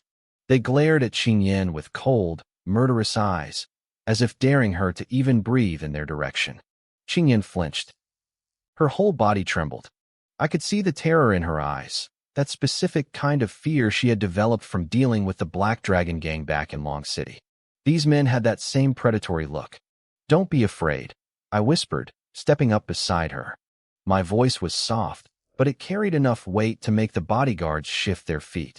I'm right here. Qingyin looked at me, her breathing finally slowing down. I turned my gaze toward Rumong and her hired muscle. My eyes were dead. Get in here, I commanded. The door burst open. Yi Lu and the others didn't just walk in, they flooded the room. Before the 2 bodyguards could even process what was happening, my men moved. Drag these 2 things out, I said. Yi Lu and Bing didn't hesitate. They grabbed the bodyguards by their collars, hoisting them up like they were nothing more than scrawny chickens. The guards tried to struggle, but the moment they moved, a wave of cold, killing intent locked onto them. They froze. their faces turning pale as they realized they were staring at death. Have a nice chat with them, I added, remembering how they had looked at Qingyan. And remember, persuade them with virtue. Understood. Yi Lu and Bing shouted in unison. They knew exactly what I meant by virtue. Meanwhile, Yijio stepped forward and slammed a palm onto Rumong's shoulder. She gasped, her body instantly paralyzing under the pressure. She couldn't move an inch. I turned to Qingyan, my voice softening. Give her a few slaps. Let out all that frustration you've been holding back. Don't worry about the consequences. I've got your back. Qingyan bit her lip, nodded sharply, and strode forward. Rumong's eyes went wide with panic, her voice cracking as she tried to maintain her bravado. You wouldn't dare. Asterisk slap. Slap. Asterisk. The sounds echoed through the suite. Two crisp, loud strikes. Rumong's head snapped back, her cheek blooming a deep red. She looked completely stunned. She never thought Qingyan actually had the guts to hit her. Stop it, a thunderous voice roared from the hallway. A middle-aged man rushed in, his face flushed with rage. It was Li Tianming, Qingyan's uncle and Rumong's father. He had been downstairs trying to suck up to a secretary working for the governor of Jiangzhou, Lu Pianan. He was late to the room, but he arrived just in time to see his daughter getting slapped. Dad, save me, Rumong wailed, playing the victim instantly. They've gone crazy. It hurts so much. Tianming's eyes bulged as he looked at the scene. He didn't look at me first. He turned straight to Qingyan's father, Li Xian. Li Xian, look at what your daughter is doing, he screamed. Is this how you raised her? To be a violent thug? You're going to take responsibility for this. Li Xian looked pale. He was a soft man, and seeing his daughter actually hit someone had him shaken. But before he could apologize, his wife, Lu Yuehua, snapped back. Responsibility? Look at our bank account, brother-in-law. Do we look like we can afford to hire people to be violent? Use your head. Tianming sneered, his lip curling. No money? Fine. If you have no money, you shouldn't be hitting people. Every slap costs $20,000. That's $40,000 total. Pay up right now, or I'm calling the security bureau and having her dragged to a cell. He knew they were broke. He was intentionally squeezing them, trying to break them. We don't have that kind of money. Yuehua yelled. Then start praying. Tianming laughed coldly. Because Qingyan is going to rot in jail. Li Xian and Yuehua both started to shake. The threat of prison was enough to crush them. 20,000 to slap, huh? I intervened, my voice cutting through the tension like a blade. Qingyan, keep going. Let's round it up to a nice, even number. The room went silent. Everyone stared at me in shock. Tianming's eyes narrowed as he glared at me. Who the hell are you? I didn't even give him the dignity of a glance. I ignored him completely. Dad, he's Qingyan's little toy. Rumong spat, her face twisted in hate. He's the wild man she brought back to protect her. The insult hit Qingyan hard. Her anger flared up again, and she took a step toward Rumong, hand raised. Tianming quickly jumped in front of his daughter, pointing a finger at Li Xian. Li Xian, if she touches her again, I swear I'll make sure your whole family suffers. You won't have a place to hide in this city. One of my commanders, Lin, stepped forward with a chilling smile. I'd love to see you try. The other commanders stepped up too, their shadows looming over Tianming. They didn't even need to release their full aura. Their mere presence made the air turn cold. Tianming's bravado vanished instantly, replaced by a visible shiver. You people. Tianming stammered, backing away. I'm warning you. The governor of Jiangzhou is in this very hospital. If you lay a hand on us, I'll have Governor Lu arrest every single one of you. He was bluffing, trying to act like he was best friends with the governor just because he'd spoken to his secretary. He thought the name alone would terrify us. I looked at him with pure boredom. Then go get him. Bring Lu Pian in here. Let's see if he actually has the balls to arrest me. The room went deathly quiet. Li Xian, Yuehua, and Tianming all looked at me like I had grown a second head. In Jiangzhou, Governor Lu was the ultimate authority. His word was law. To call him by his full name and challenge him was pure insanity. Madman, you're a complete madman. Tianming hissed. He realized he couldn't win a fight against my men right now. He grabbed Rumong's arm, pulling her toward the door. Just wait. You're all going to pay for this. They scrambled out of the room, terrified of what I might do next. Outside in the hall, Rumong clutched her swollen face, her eyes burning with tears of humiliation. Dad, are we really just letting them go? She sobbed. Tianming shook his head, his face darkening. I can't swallow this insult. That lunatic thinks he's above the law. Since I saw Governor Liu's secretary downstairs, we're going to make sure the governor hears exactly what that brat said about him.